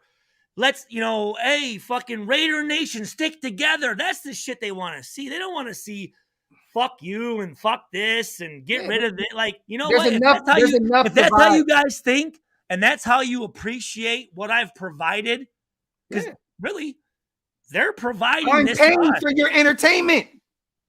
Get the fuck out. Yeah. Get the fuck out. Papa T, this isn't Oakland, brother. And who knows what? He might have reimbursed him for his tickets. Who fucking knows? Hey, you know what? Here you go. Here's your money. Here's your money back. Get the fuck out. And nobody's heard from this dude. Like, what if they moved him into a fucking box seat or some shit, got him out the way where he can just, we don't know what happened, right? But I'm going to tell you this. I'm not going to be the guy to go reach out to him and see, because I don't really, at this point, bro. You know what's funny, though, is actually I have a very close friend who gave me his number and told me to call him and have him on the show. Who? The guy. Oh, for real? Yeah. Do it. All I'm saying is this. Should I call him right now? Me personally, I'm not, look, I don't want to. Should I? Hey, look, all I'm saying is this. No, you know what? Hey, Stu, you keep that for your channel, man. Well, I don't want to have nothing to do with that shit. I was going to have you on there as a moderator. Right? No, you know what? Let's set that. We'll set it up. All I'm going to say is this. At the end of the day, man, we have to understand this. This is a business. This is no longer Oakland. In Oakland, it was a shit show year in and year out. This is Vegas. In Oakland, it was yes, it's straight football, strictly football. This is a business. This is entertainment now. You remember when WWF was Las Vegas? Bro. You remember when WWF art of entertainment? Oakland was WWF. Las Vegas is WWE, which means sports entertainment television. It's the totally different, bro. It's different shit. It is what it is. Take it or leave it. You know what I mean? We love our team. It sucks. You know what I'm saying? That we have to deal with dumb shit. But at the end of the day, it's all about getting bigger, developing, getting. And I'm going to say this. I had fun watching every game. Me too. But we're also just dumb motherfuckers that'll always every year in and year out just fucking support this shit show. That's what a fan does, though. No, definitely. But even you, Stu, like this team changed your life forever. Forever. They drafted you. Like at the end of the day, another team would have took you regardless. But this team drafted. Yeah, but they didn't though. I know. So this team gave you a shot, and specifically Al Davis. You were an Al Davis pick. This is known that Al Davis specifically handpicked Stu out of Purdue. So you know more than anything how this family works, the dynamic of this team. You know all that shit. At the end of the day, you guys, it fucking. And I'm still up here representing him, and he fired me. There you go. He said, "You know what, Stu? If you don't want to do what I ask, you're gone. You gotta go." Just like the sign guy. Yeah, Stu. Gotta go, dog. Oh my gosh! Shout out to Mike. Fans out here fighting for Carr, but won't fight for their own kids. Raiders, baby. Shout out to Mike. I just if you are gonna have frustration and anger and whatever, let's focus it on where it should be focused. Yes. I guarantee you, every waking minute of Mark Davis's life is to make the Raiders the best organization in the fucking world. Yes, clearly. Also, I guarantee you, McDaniels, every minute is to have him be the best fucking coach in the NFL. I guarantee it. And right now, you guys, we keep this team, right? We keep hearing the word instability. We're not stable. Let me tell you one thing that Mark Davis did, you guys. No. But listen though, this is what Mark Davis did. When Al passed away, he brought in Del Rio, right? Del Rio had a few years to get it together. He signed Gruden to a 10-year deal before he got smoked out the league. If that's not stability, bringing someone in and signing them for 10 years and saying, this is your team, turn this around, and now trying to do the same thing like this, 10 years and backing off, then what the fuck are you doing? Al never did that. No, never. Bro, Al traded Gruden for first round draft picks. You know what I'm saying? Like got rid of him after almost a Super Bowl, a Super Bowl appearance. Like that's what I'm saying. Like at the end of the day, Mark is trying to fix this thing. And to be honest, he's still learning on the fly when it comes to the business side of things. He's learning on the fly when it comes to a lot of shit. Yeah. I mean, because again, his dad was there. Like his dad wasn't, how do I say this? It wasn't like his dad was fucking, hey, here's, I'm going to hand you the keys to this. Like, yeah, it was, I'm doing my shit.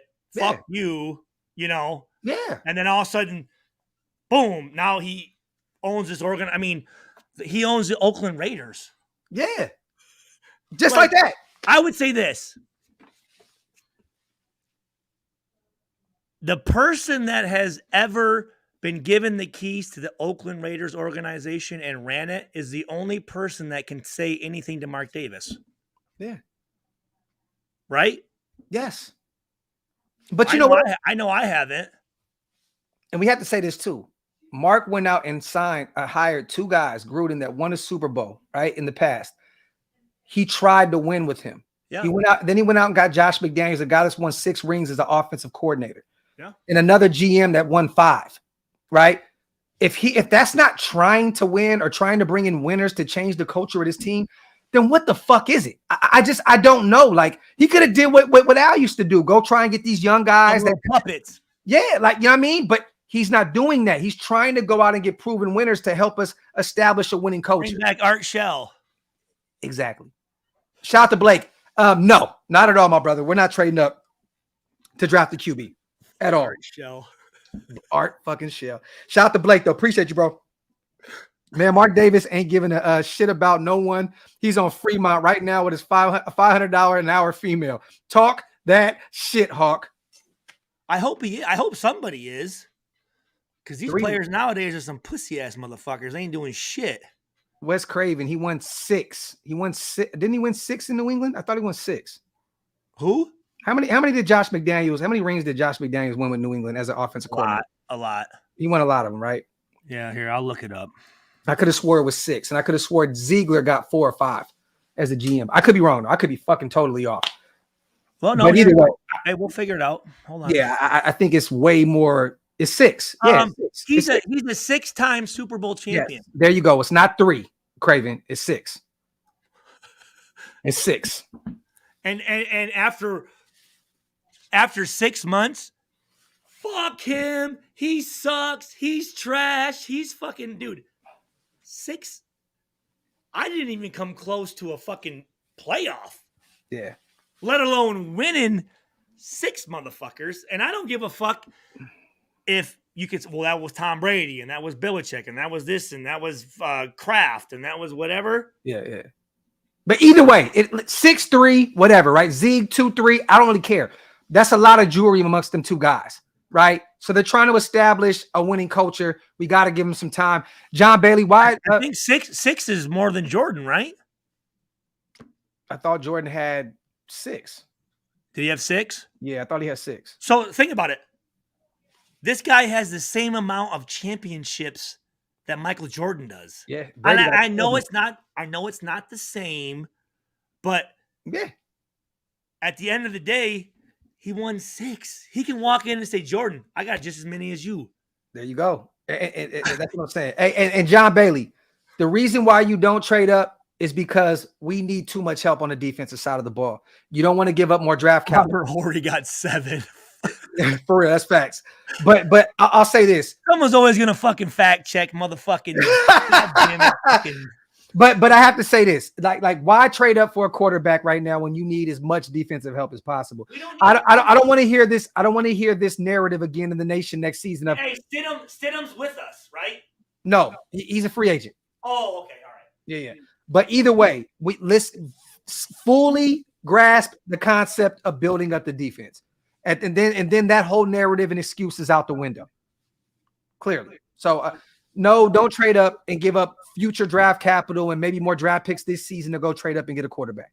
I'm not doing it. And I think that at that point, when we are at 7 anyway, I think Stroud will be off the board. I think Bryce Young would definitely be off the board. And I think Will Levis might be off the board as well. So, either way. Stu, hold the shoot down. I'm going to use the bathroom real quick. Hold on. Yeah. Not in Denver either. What up, Docs? You think we got the kid from Texas Tech? Who's the kid? Who's from Texas Tech?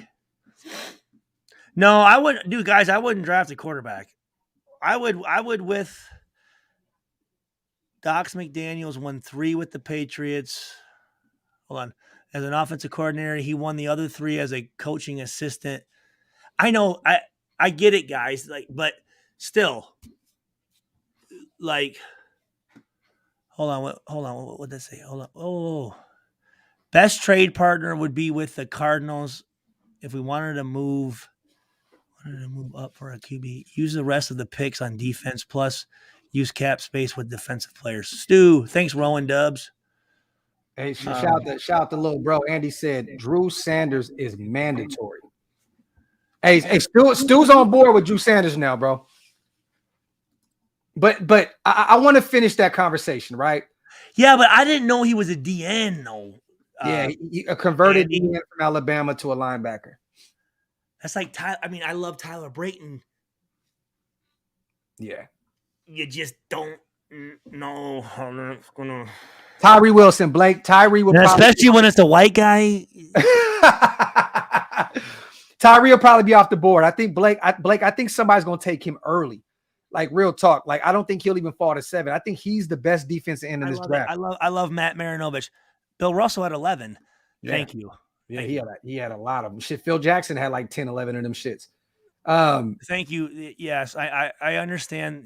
People do have more. I do get that. I do not want an edge rusher. I don't want an edge rusher in the top 10 picks. That's a player from Texas Tech. Stu asked. Yes. Oh, okay. He's a beast. He's a beast. That's my favorite defense end in this draft. Who is it? Wait. Who is it? Tyree Wilson. Buddha, I'm all for Cam Smith out of South Carolina. I'm definitely Tyree Wilson. Tyree Wilson. I got his ass. Let me see. Pause. Cam Smith out of South Carolina. 6'6", 275. God damn. He's a dog. I think he's going to go early. I think he'll be a top 5 pick. I'm telling you, man, it may go, Bryce, or Young, CJ Stroud, Jalen Carter, Will Anderson, and Tyree Wilson. Even though there may be a Paris Johnson, the offensive lineman out of Ohio State might be a top 5 guy too. God, I don't trust them all state linemen though. God damn it. Yes, Andy. Terrible names, bro. Terrible. I think it was Michael Huff, Darius Hayward-Bay, and then another name that we've never fucking heard of before. What was it? The few last number 7 picks that we've gotten. Darius Hayward-Bay, Michael Huff, and I was just thinking, dude. I know this is completely fucking random, but I was in bed and my mind was racing, and I was thinking about a friend of mine from high school, and he had a badass fucking name, Drew Voorhees, and I was thinking, Jason. If I had like Voorhees on the back of a jersey, I'd have a visor. I'd have the Jason Voorhees visor on. I'd be out there vicious with it, bro. That shit. And he was a hockey player. He was a little tough motherfucker too. And I'm thinking, like, that's a badass fucking name, bro. Swap spots with Indy and give them Carr and get Yannick back. Nah, I did. Well, you know who's in Indy, and maybe I convince fucking Eddie Ed Dobbs to fucking. Ooh. Where's Dobbs at now? Indy. He's still working with him? I'm pretty sure. Remember we interviewed Ed Dobbs to come in as a GM. Yeah, and then Indy hired him as the fucking assistant GM. Yeah. Oh shit, man. I didn't know he returned over there. Hey, wait. I don't think Jalen Carter goes number 1. I think Chicago trades out and picks up more draft capital. Be on the lookout for a trade. The Steelers have interviewed Colts Ed Dobbs for GM vacancy. I can see that. Ed Dobbs is a dog. That was the guy I wanted before Zeke. I wanted Ed Dobbs. I could definitely see that, Maul. I could definitely see us trading back because think about it. In the middle of the first round, I think Joey Porter will still be on the board. Cam Smith, there's going to be a lot of DBs there. You know what I mean? So I could definitely see that. Shout out to everybody in the building. We still 500 deep after an hour and a half. Appreciate you guys, man. Wipe them feet. Hit them thumbs up. If you're not subscribed to the channel yet, man, what are you waiting for? Hit that subscribe button. Also, go follow our brother, Stuart Schweiger, on YouTube at Stuart Schweiger as well. Make sure you subscribe to our bro, man. Let me see. Bro, we got to get Dobbs on. We got to get – look, all these guys – I just texted him. All these guys that we talk about, we got to get them on, man. I know, but No. Look, it has – timing is everything. And also too, like I want to make sure that I'm more. I am going to. So, in March, let's just say I'm going to be in my house quite a bit for about the next 12 months. When? Starting in March, I will be kind of homebound for about 12 months. Well, so, I'm coming to stay with you for the Colts game. I don't know. We don't know what month it is yet, but if you're in town, I'm coming out there. But so in February for the Hall of Fame, you're coming in, and I'm able to go to that in February for the Hall of Fame. Oh yeah. You're the Purdue one. Yeah. Yes, I'm coming. But as of March, probably 25th, I won't be available to leave the house until March 25th of 2024. You pregnant? I will have a parasite on me that. No, yeah, John Bailey. John. Oh, there we go.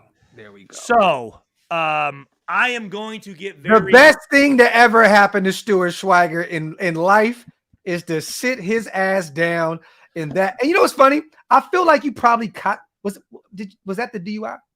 This was like 2 years ago. Oh, okay. So it wasn't one of those nights where we were live and you were running around on some hot No. Okay. I mean, it was on the same level. Anyways, I am going to get serious about my. Yes. Yeah. Gotcha. Because this will be my only really social interaction. To be able to talk to the world and shit. Yeah. So what I'm saying is, once I get on a regular schedule and that type of thing, like I want to really I have like 15 like big hitters lined up, but I don't want to, and then cancel and then this and that and fucking how. Yeah. So anyways, we will get Ed on. We got a bunch of people we got to get on. We got to get Ed Dobbs. I'm working on you guys, everybody in the nation's been asking about it. I actually was supposed to call Woodson Whiskey yesterday and I fucking forgot. Yeah, what's this thing about Woodson? Man, what I want to do is, you guys, training the team or some shit I saw. Or look, this is what I want to do, and I need the nation's help, right? Yes, Woodson Whiskey is no. Did you hear this thing about Charles training the team or something with the Raiders? Did you see that? Or no, not at all. Did anyone see that? I saw it on. All I'm gonna say is this real quick. That is one of my sponsors, but I'm working on trying to do a Woodson with taste test show where we can bring on Charles, have him take a couple shots with us, kick it with us, and do it like that. And Stu, I would definitely have you on the show because like you and Charles, I know you guys are like this. I want to have you guys on together, but I'm working on that right now. I got to call Jay from Woodson Whiskey. Shout out to my boy Jay. I got to hit him up, man, so we can get that shit together because I would love to have a bunch of us with a bottle in our hand and taste test. You know what I mean? And talk to the nation. I would honestly love to just like, he doesn't have to go in depth, but just what's your take on the last couple of years? Like what, just to hear, like, what I'm saying? Like hear what he thinks and, cause I love hearing from, guys like Ray Buchanan and Warren Sapp and Rod Woodson and George Atkinson and saying like, what do you, and these here's George Atkinson's. Hey George, these motherfuckers. I love George Atkinson. I said, we were kicking it with him out there. I called him on Sunday, and he every game he gets to go to, he's in Mark's suite or whatever. Yeah. And I called him and he answered the phone. It was the not the Kansas City game, but the 49ers. I said, get fucking Morag out of there. And he goes, I'm staring at him right now, Stu. I'll call you later. You said Atkinson, right? George, yeah, GA. Hell yeah. He goes, I'm staring at the motherfucker right now. I'll call you back. That shit is fucking comedy. Shout out to one of the GOATs, man. Act, man. There you go. My guy. That's my guy, bro. And shout out to everybody that kept saying, why were you wearing a white tee? First of all, it was hot as fuck in there. And everybody. UAs on. I had the UAs on, definitely. But I had the Devontae jersey on. But I took it off because it was fucking blazing in there, right? So fuck y'all, motherfucker. Everybody was hitting me like, bro, why you had a white tee on? I'm like, y'all got me fucked up right now. Shout out to draft any defensive player with the last name White. This is facts, tools. Facts, bro. Shout out to everybody here in the building, man. Wipe their feet, hit them thumbs up, y'all. Why would Woodson want to deal with bench Woodson signs if he was the head coach? Papa T, you stupid. But yeah, man. Look, we coming up on pretty much almost damn near 2 hours, man. Still, what you got going on over there, man? So this was hey, this was a bowl gift for the Capital One Bowl, I think, in 2003. Them are them fucking them Air Max. Oh, bro, fuck all that, bro. Hold on. Those are them fucking UAs, dog. Where was that? What was that song, bro? UA. Who was that? Wait. Hold on, raps. Hold on, bro. Fuck that. Where's that song, dog? Oh, I can't find it, bro. Who was it? Was it the Youngbloods? Here goes some UAs. Hey, them bitches are dope, dude. I don't give a fuck what you say, dog. He was Youngbloods. Yes. Yes. That was. I do want to say that It was a young blast. That's homage to Danny Clark, who we called Hammerhead, number 55, who was a badass linebacker that played with me for 2 years and then played with me in New York from Illinois. He fucked up more of his own teammates than any fucking of the opponents. Like, broke more wrists and hands, like coming in, and he'd be like, Uche. Oh my God, bro. Hey, me and Stu were at the airport in Ontario, California, sitting there drunk as fuck, watching everybody walk by with the UAs all going, UA, bro. Hey, but they remember, hey, when you know how you get the like they had the fucking they did the fucking walk with them UAs on. Yo, because at first you were like, what? Hey, thanks, Bruce Davis. I appreciate that, man. Thank you. Yeah, man. Appreciate you, Bruce. Hey, Dre. Hey, put up Dre the Kid on real quick. Oh, Stu, what? Oh shit, my bad. Scott, I got you. Hey, Burgess was my. That's the guy. Burgess was the only NFL. So out of my high school friends, my college friends, and my NFL friends, I had 4 of my high school friends come to my wedding, 0 of my college friends, and the only NFL friend that came was Derek Burgess and his wife. And one of my closest friends, bad motherfucker, dude. Bad motherfucker. Didn't like a lot of people. But we connected off of 3-6 Mafia. Hey, a lot of motherfuckers do. This guy, he bought the SS Chevrolet Super Sport truck when it first came out, right? He had it lowered, black, limo tint. Before every practice, he'd go out there and smoke his Newports. Burge? Yep. Burge was smoking ports? Ports. Yo, was it the limo? I'd be like, I'd go, yerp. And he'd be like, all right. And he'd fucking, and he in his jersey and like pads and shit. Because there was a side gate you could go on to get onto the practice field. Yeah. I'd be like, yerp. And he would just come out and fucking, yeah, but he'd be in that bitch.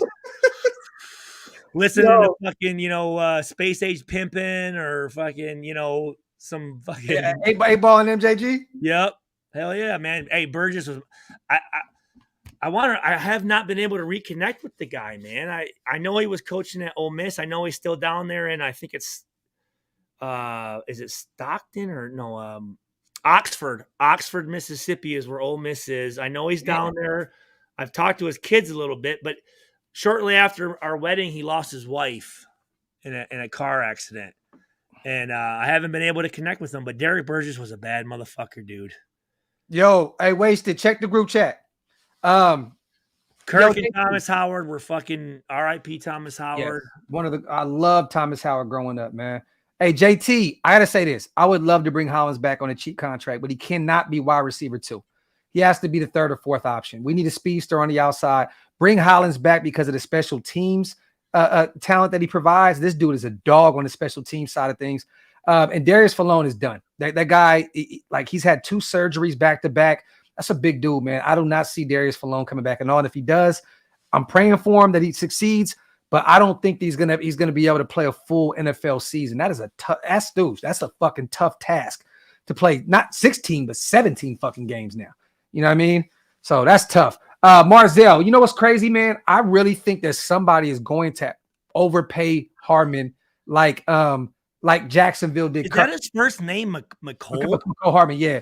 But I don't think that they're going to pay him like Kirk, like Christian Kirk out there in Jacksonville. But I think somebody will overpay him for that speed factor, and it's not going to be us. I want to draft a young guy. Wait, that's not number 30 Harmon. No. That's Deron Harmon, our safety. McCole Harmon is the young receiver with Kansas City. He's a free agent next season. Oh, okay. You know who he is. If you've seen him, you know who he is. Let me see, Docs. What do you think of? We just talked about that, Locks. If you get a chance to go back, about an hour or so into the video. Yeah. We went through the whole. Yeah, we went through about it. We kind of gave our take on it, man. At the end of the day, who are we to tell anybody how to run their establishment? You know what I'm saying? Like, I look at it like this, right? Like this is my channel, right? This is my channel. So hey, that's a great fucking. If I see anybody in the chat that disrespects or I feel is disrespect, even if it's something that I don't like, I can get you the fuck up out of here, right? Like my Instagram and Twitter, I block people every day just because I don't want to go back and forth, right? That's the perfect analogy right there, dude. I didn't even think of that. And everyone should be able to relate to that. Definitely. Now, what if someone came in there and they're fire stew or whatever? You out of here. You know what I mean? Yeah, because you're not gonna shit on my bro. You know what I'm saying? I'm not gonna do that. There's been people in here that said a lot of bad things. If you're shitting on the guy that I hired, you're shitting on me. Yeah. Right. Yeah. But like I said, you guys, we do not know what happened. No, we don't. No, we don't. Like you guys are talking like a lot of people are talking about this shit like we know exactly what happened. You know what I mean? From what I seen, the security was talking to that guy for a minute.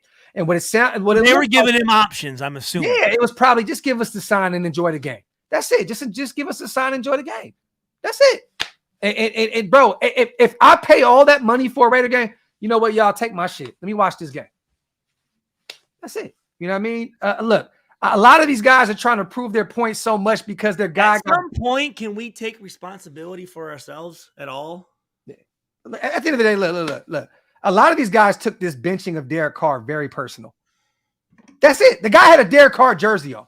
Like you're taking this personal, man. Like it's business. It's business, man. They had some butt hurt ass. Yeah, bro, it's a business. It's a business. If the guy had a different jersey on, you know what I mean? It might have been a little different situation, but like. And I'm also saying this: if they didn't give him chances, then y'all can be mad. But look at Andy. I see you with the fucking Expos hat on, motherfucker. He's like, I don't know who the fuck these guys are, but I like the logo though. I know our Nets money comes off the books, I believe, right? This upcoming season, I think his money's off the books. I don't know about Ruggs. You're still paying him? Yeah. And he's out here rapping and shit and doing all kind of other weird shit. So, you know, I'm telling you, Andy, did you cut that clip of that dude? Andy spoke like gospel for about 2.5 minutes, bro, about the exact. That's it. Well, I'm saying, though, like, no, if you want people to realize what the problem with the Raiders are, he put it in 2.5 minutes. I gotta go back. Because I was literally sitting at Red Lobster. No, when it was done, I was like, dude, you need to fucking cut that, put that shit on repeat, and keep it playing. I gotta go back. I was at Red Lobster eating the ultimate feast. I did not get a chance to watch that shit. Did that I didn't do what I did do, Stu, is I sent you some Drew Sanders film. He's highlighted on every play for you to look at. He's not a DN, bro. He was a DN at Bama, but he plays in those two linebacker sets when you're in the nickel. See, that's why I love Andy. He makes it real easy. Like, hey, just shut the fuck up and just watch this. Hold on. I want to see because everybody else is saying, yeah, that was fire. Okay, give me the gist of what you was talking about, little bro. What happened? I don't even know what he was talking about, dude. We were on that shit for 2 hours. No, it was you. It wasn't me. Yeah, I don't know what I said. Dude, he like fucking fucking. That shit was so real. He blacked out. That shit was so real. He blacked out. Dude, the football gods came down. His fucking eyes fucking flipped out. And he just. Hey, remember on Step Brothers? He was like, "It's like when I sing. It's like I'm like looking, hovering over myself, like watching myself." Hey, right away I was like, "Yo, you need to cut that shit right now, dude." Bro, Arnett got arrested again. Damn. Bro, for what? Ain't none of our fucking problem. Who cares at that point? Yeah, I know. I just, shit. I don't like the guy, but he. So what was y'all talking about? I was in here for a little bit, but what was y'all on right now? Just, I want fans to put their anger and stress and. Oh, you guys were talking about the sign, right? But. Yeah, the sign, but also put 65% of the season win or loss goes upon the players. Easily. I might be a little lower than what. Yeah, definitely. No, I mean the only thing that I had to say was like you can't walk into somebody's home and say "fuck you" to the owner. It's like you can't do that.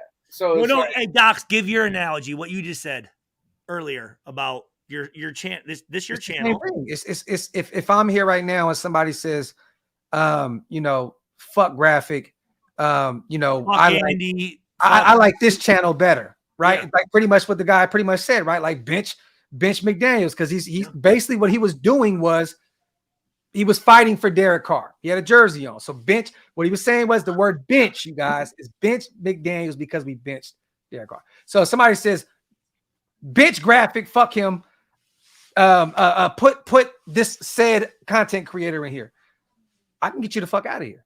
Why not? It's the people that is like Billy, I understand he's looking at more of like the entertainment thing. I think that's how people are looking at it, and less of this is fucking Mark Davis's shit. So it's like, how you gonna try and diss me in my home kind of shit, right? It's like my baby. This is my baby. Like nobody's letting that slide, bro. Somebody walks into your home and was like, man, this house sucks. Fuck your couch. Like you're not gonna be like, oh yeah, you know what? You can stay, man. Sit down, get comfortable. Y'all are not doing that. Y'all are not doing that. So it's like you could try and say, oh, it's a new world or soft. I've been kicked out of better houses than this. It's like, come on, man. Fuck your couch. No.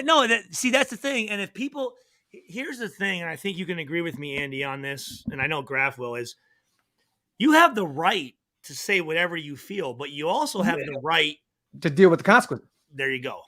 That's what it is, bro. If I come on here right now and say the wildest shit on YouTube in the world, YouTube can delete my channel right now. Yes, bro. They can take this shit, right? Hey, and I have to deal with the consequences of my actions. Like, hey, I told L. Davis what I thought, and he cooked you, bro. It's like, hey, Stu. You gotta go. Hey man, hey look, hey nobody, hey look. That's the definition of ain't nobody bigger than the shield. You know what though? I told him what I thought. Well, at the end of the day, that motherfucker was like, "Yeah, I heard what you said. But bye." So hey, we need shout out to Ruben. I appreciate you. We definitely need a LB with a dirty streak like Vontaze Burfict. Shout out to my boy. Let me say this. Fredo said, "Homie and his wife and his kid got kicked out by police." So.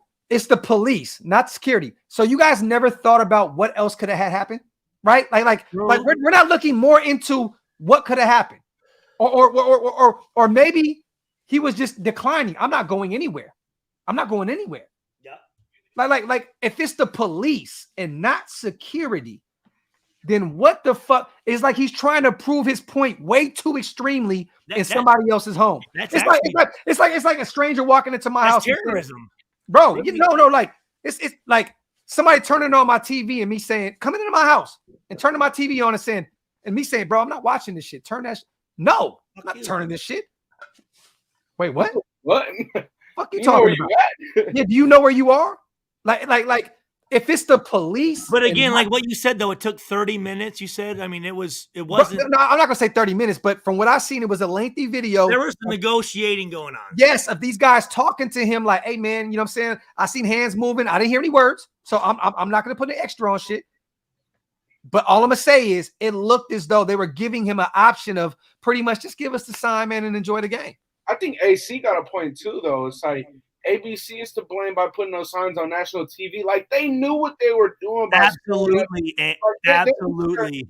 Too like AC. That's also facts. It's like, okay, you know all the shit that's going on with the Raiders, and then you gonna put up a big ass sign on TV that says bench McDaniels. Like, come because on. every time that video has been shared, you know who gets the profit from it with the Carr jersey on. With a Carr jersey on, bro.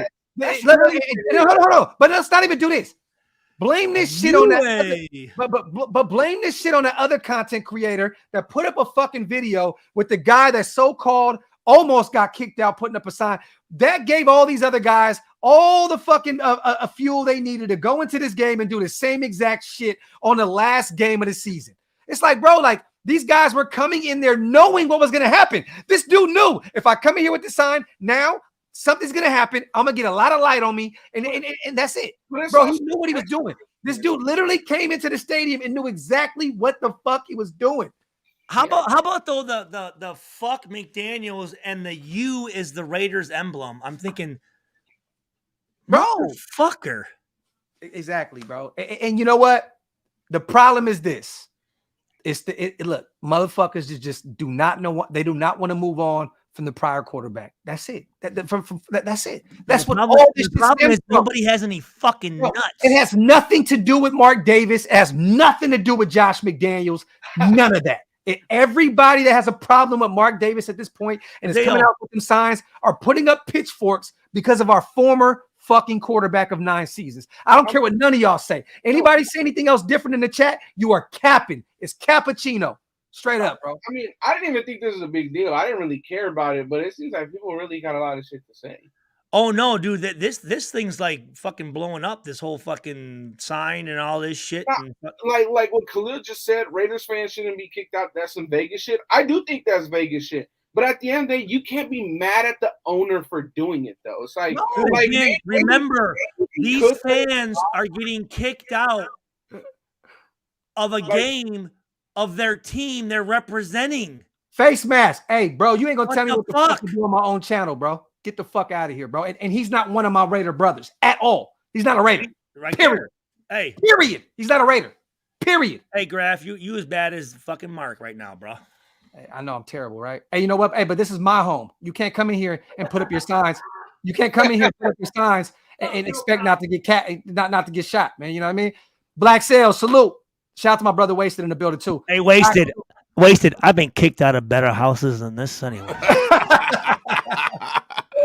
For throwing out better homes than this. Black Sales. I'm not taking the offensive lineman in the first round. And to be real with you, I'm not taking the QB at that point either. We got to go defense. If Carter's off the board, you can look at a linebacker. Me personally, I'm going to DB. You know what I mean? Me personally, I'm going with a DB. I know these guys, you know, my brothers are looking at Drew Sanders. They're looking at the LB out of Clemson.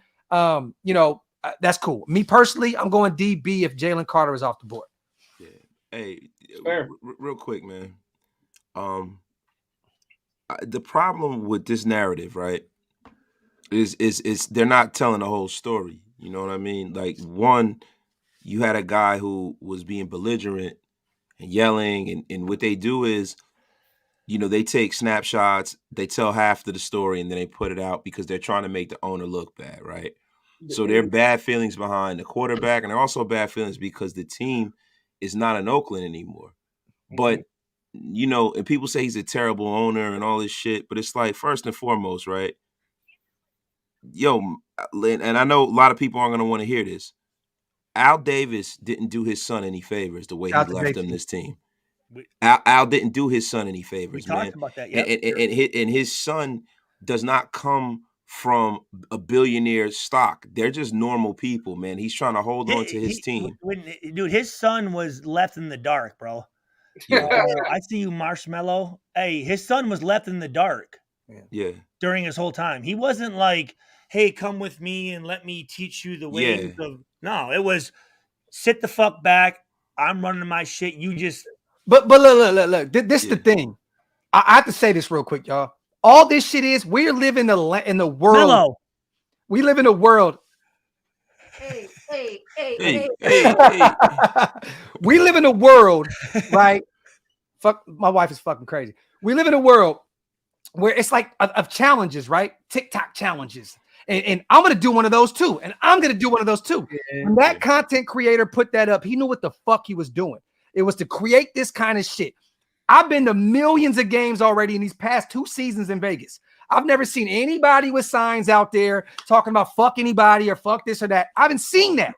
These guys are creating this narrative now because Derek Carr moved on. Yeah, and look, Derek Carr got benched, you guys. Move the fuck on. These signs did not exist before Derek Carr was benched. In the last 2 weeks, this is the first time we heard of any of this weird ass shit.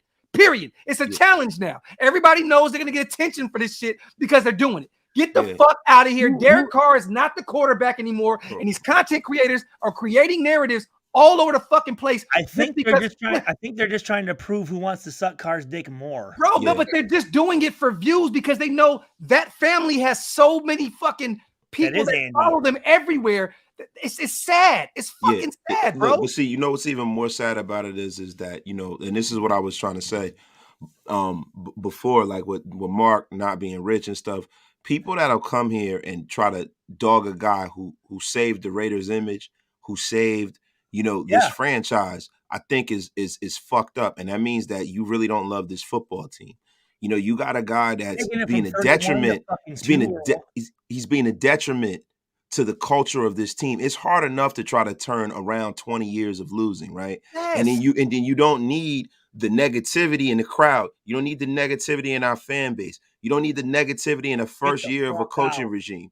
You don't need it, man. And it's getting to the point where when you're trying to move on, it's like, do you want to win or do you want to have this man who was anointed for doing nothing? Right, like real shit, man. I mean, like, I'm not talking about like he has never done anything for the Raiders. In 20 years, we're gonna look back, and Derek Carr's gonna come back, and we're all gonna cheer for him. Retire Raider. But wasted. You know what he's doing? We're all gonna be there like this. We're all gonna be there, hoping and praying that he retires a Raider. Hopefully, we see him at the alumni parties. Hopefully, the nation. Here's what Mark Davis is doing, though: is that shit is not accepted in this fucking stadium. No, it's not, because let me tell you why. It's a nationally televised game. Right? Yes. So it's not normal. There was a lot of times when the Raiders will have issues going on where our games would get blacked out. They wouldn't sell out. They wouldn't be on national TV. You remember during the dark days. This is a nationally televised game. You can't have that shit floating around. You can't have foul language on camera when it's a nationally televised game. Like, it might not have anything to do with what was on the sign. It was the fact that they used profanity. Get him out of here. It's profanity. But the thing is this, Wasted. Why isn't there a bigger uproar about people about him not being on the sideline with his teammates? Like where's the uproar for that? Where's the signs that says, why aren't you on the sideline backing up Stiddy? Right? This so he's not down. No, he's at home watching this shit while his brothers are posting pictures of Patrick Mahomes. I said that from the beginning. Bro, listen, Stu. Whoa. Hold on. Carr is at home watching this shit. No. Is he hurt? Listen, no, not at all. While his brothers are posting pictures of Patrick Mahomes in their stories, shitting on the Raiders. While he's under fucking contract. Yes. So if Stidham got hurt, Carr doesn't go in. No. They were going to bring in the other kid, Chase Garbers. So so look, I said this from the beginning. Hey, what happened with Eli Manning? Wasted? Hold on. Hey, Wasted. What happened with Eli Manning when he was benched for Geno Smith? Yo, he was on the sideline and he supported, and then they ran him out of town like a fucking dog. And they sat Eli Manning down for nothing. They sat down Peyton Manning. Peyton Manning had to watch fucking Brock Osweiler. Hold on, guys. Carr's not in the stadium. No, not at all. Everybody says they can't send him home. Don't tell me that. That's against the collective bargaining agreement. If he's healthy, they can't do anything wrong. They can't send him home. Piece of shit fuck boy that really makes that motherfucker. Shout out to Max. When they benched him, he requested to leave the team and not be a distraction. Yes. He requested it. That was at his request. So they can go blow his two fucking brothers? Look, bro, listen. I don't even want to put the energy on him, bro. I want to put the energy on the fan base, man, because that's him. That's how he feels. Listen, if he's sensitive, whatever, that's him. He's no longer our problem. But our fan base is an issue, bro, because energy cannot be created or destroyed. Vincent Hill, hold on. Sorry, Wasted. Can you put up Vincent Hill for a second? Yeah, real quick. Shout out to Raider Dad as well. This is facts. Real quick, we were just two supers real quick. Al Davis traded away Stabler and he won a Super Bowl. It's a business. This is facts, Raider Dad. Bingo. Thank you. That's awesome, Raider Dad. All right, now hold on real quick. Hey, Black Sales, my brother. I promise I'm going to get to that, King. I promise, my brother. Thank you so much. Thank you so much. It's just hard because we're all over the place right now. But what were you saying? Which one was it? Hold on. Black Sales, I got you, King. It's a mutual. Where is it? Vincent Hill, 10:26 p.m. You all sound so mad. It's not that serious. It is serious. No, to us it is, man, because It's this is the team we love. This is the team we've been important to us. supporting. This is a team that we put a lot of time and effort into going to see, spending money on. This is a way of life. Some of us have tattoos. My children had their fucking baby pictures taking the Raiders gear. Smashed my brain for this fucking team. Right? So Vincent Hill, fuck that, bro. I don't want to hear that. This is very, very serious. And the narrative that's being aggressive created, fucking bullshit though, because I guarantee you he's probably fucking dude, and then all of a sudden you get up, oh dude, hey, why are you getting so serious? Like, motherfucker, own your shit. Fucking bro, I've never heard of a franchise say it's okay, we're just gonna bench you and you can go home. This had to do with the Carr family. Ever, bro. Like that doesn't happen. Like Carr has never done that. Bro, Eli Manning won 2 Super Bowls and stayed on the sideline. This man ain't won a meaningful game in his life. He has Eli done Manning, to earn to go home. What about Joe Montana winning 4 fucking Super Bowls and watching Steve Young take his team from him? Like, and being a man about it. Brett Favre won 1, but I'm just saying, we talking about Joe fucking Montana here. Johnny Unitas. I can go on and on. That is the natural order of things in the National Football League. A young player comes and takes your job. So it's not about Derek. Rod Woodson. Fucking yeah. Bro, and Anthony, you say that we don't have any proof. It is documented that Derek Carr requested.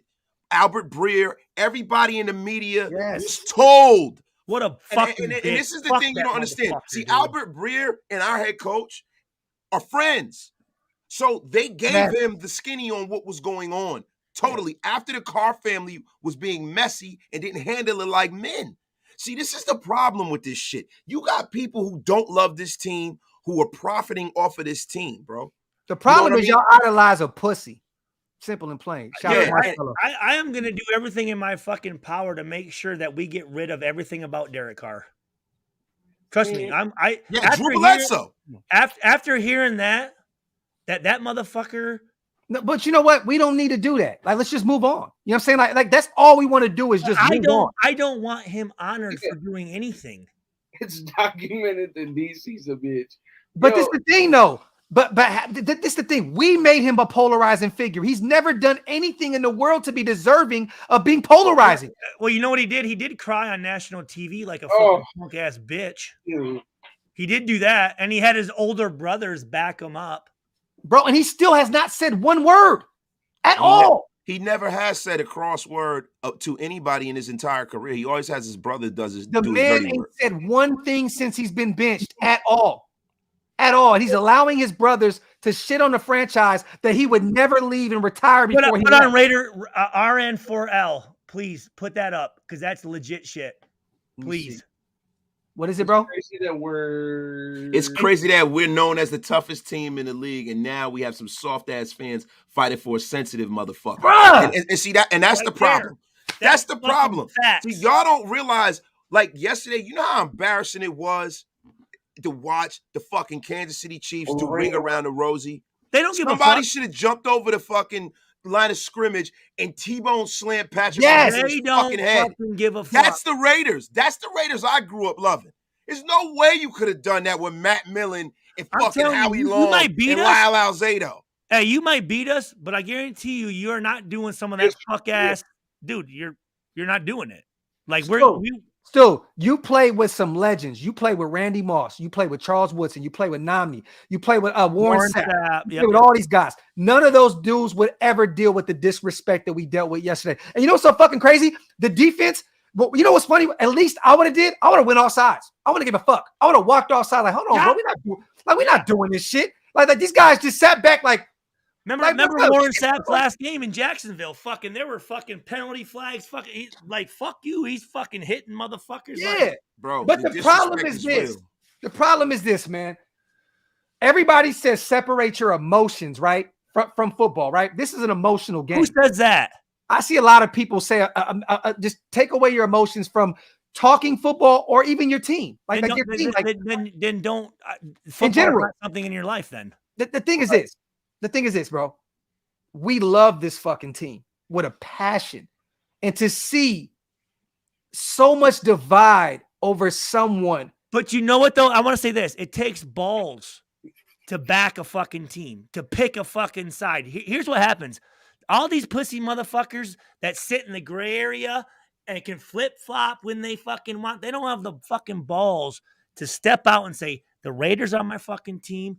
I stand behind these motherfuckers, and this is what I'm going to fucking do. Because guess what?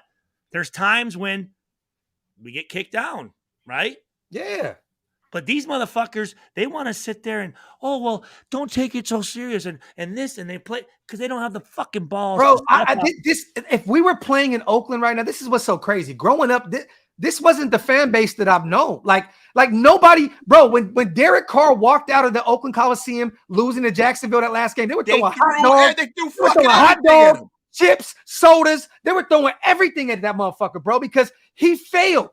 He failed. Yes. We were supposed to leave Oakland on a positive note. In that game, we were winning. They allowed them to come back. Bro, these guys are still dying. Like, that's crazy to me. With cars like fucking, bro, fucking pussy ass, pouty ass fucking fit. That shit doesn't make any sense to me, bro. Put it on me. This guy has never won a meaningful game for the Raiders.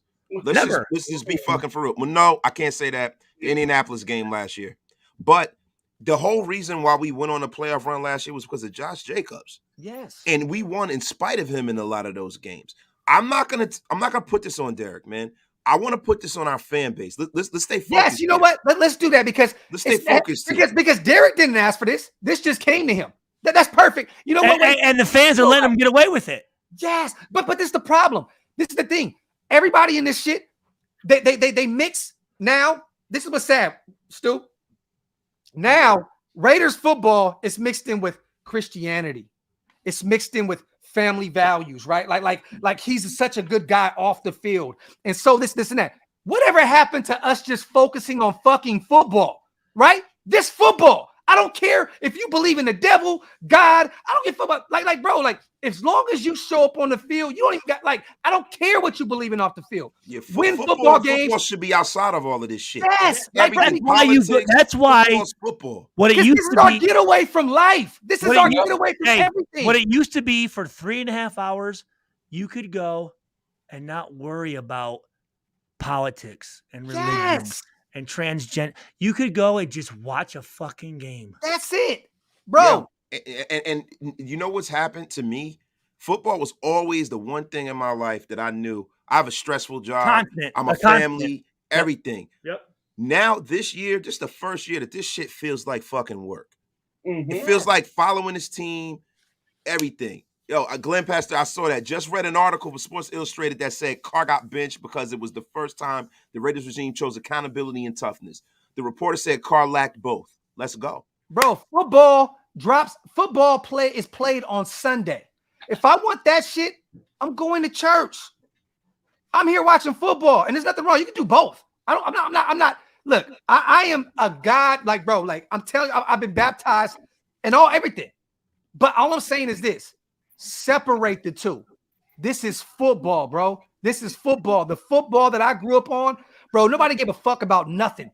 Nothing. It was go out there, dog walk these motherfuckers, and then move on. That's it. Yeah. I don't get why we got so fucking soft. This cancel culture and all this other weird shit that's going on in the world today is now really affecting the team that we love. Everything. It's dude, I don't care about what kind of man you are in real life. That shit don't matter to me. Go win football games. Listen, I'm going to be honest with you, bro. I don't care whether you're a weird sexual deviant who gets up for football games smelling pussy farts. As long as you play well on Sunday, I'm cool with it. I don't give a fuck if you. I don't care about the owner being a philanderer. I hope he gets as much poontang as anybody on earth. I don't care, bro. As long as you're not a rapist or a killer, bro, I don't give a fuck. Yes, as long as you're not hurting anyone else, yes. I don't care. But what we need to really talk about. I would say this. As long as you're not fucking with my family, I really don't. And my boys' family. But you know what? I care about the youth, bro. So if anybody's fucking with little kids or doing weird shit, I care. You know what I'm saying? And I don't want you to represent the Shield, and I don't want you around me. You know what I'm saying? In my personal think about some of the guys that do represent the Shield, fellas, and I'm not going to say anything, but there's some fuck-ass motherfuckers. Definitely. It disappoints me, and they're leaders of the team, and I'm thinking, wow, that's but what we are. But it's the same guys that are mad about this shit. Who cares, bro? Who cares? A fan got kicked out, bro. Y'all are going to forget about this shit next week and not even give a fuck anymore. this was a big deal. I was confused. No, because everybody's on Twitter. Cancel this. Don't go to Raider games anymore. Like, bro, if y'all care about this team, bro, why do you give a fuck? Does that affect the guy that had the sign? He took his sign and he was with his daughter. Well, then he should have fucking acted a little bit more appropriate. Bro, right. Can I read this real quick from Chuckles? He said, God had everything to do with Hamlin. That was football. Let's not lose focus. What is more important than a fucking game? Bro, wait. God, I don't understand the context in that, but God, who's Hamlin? Football, the kid Hamlin. The one that just got hit in Buffalo. Listen, the Lord saw fit Stu, for that man to win. You've been out the loop. I'm gonna call you. We'll talk about it. No. I saw the hit where it stopped his heart. Yeah. Yeah. Listen, the Lord, that wasn't his time. God had everything to do with God, because that's a human thing. Thank God. Real talk. And thank God. But the thing is, I don't think that you can insert those two things, man. Like, it's not about, like, it's about football, man. Things happen, human things, life and death things can happen on a football field. Life and death things happen just going and walking out your house, man. There you go. No one gives a fuck. But at the end of the day, yo, let's keep it football and let's make this shit simple, bro. But when we got this off? Wasted. When the fuck do we get this off? Where we're crying and complaining, and we're allowing guys to make videos and shit about a guy that got allegedly kicked out of a game for talking shit about our team. This is the problem. This is the problem. Team. See, bro, we can't tell a man how to run what he does on his channel. No, at all. But the thing is, what if that guy was wearing a Mahomes jersey? Nobody would be there. Everybody like, yes. Yo, either way. We can't curate what somebody else is doing, right? But what we can curate is what's accepted and what motherfuckers are accepting in Raider Nation.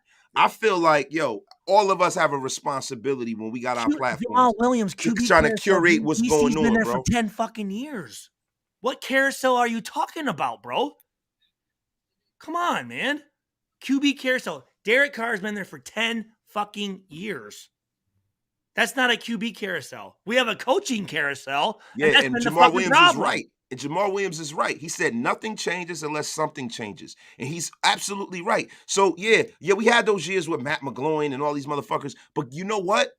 We essentially have that with dude. You were right, but you didn't read it right. My bad, Wasted. My bad. Sorry, Jamal. Yeah, no. You had it right, but he was saying the total opposite. Okay. Yeah.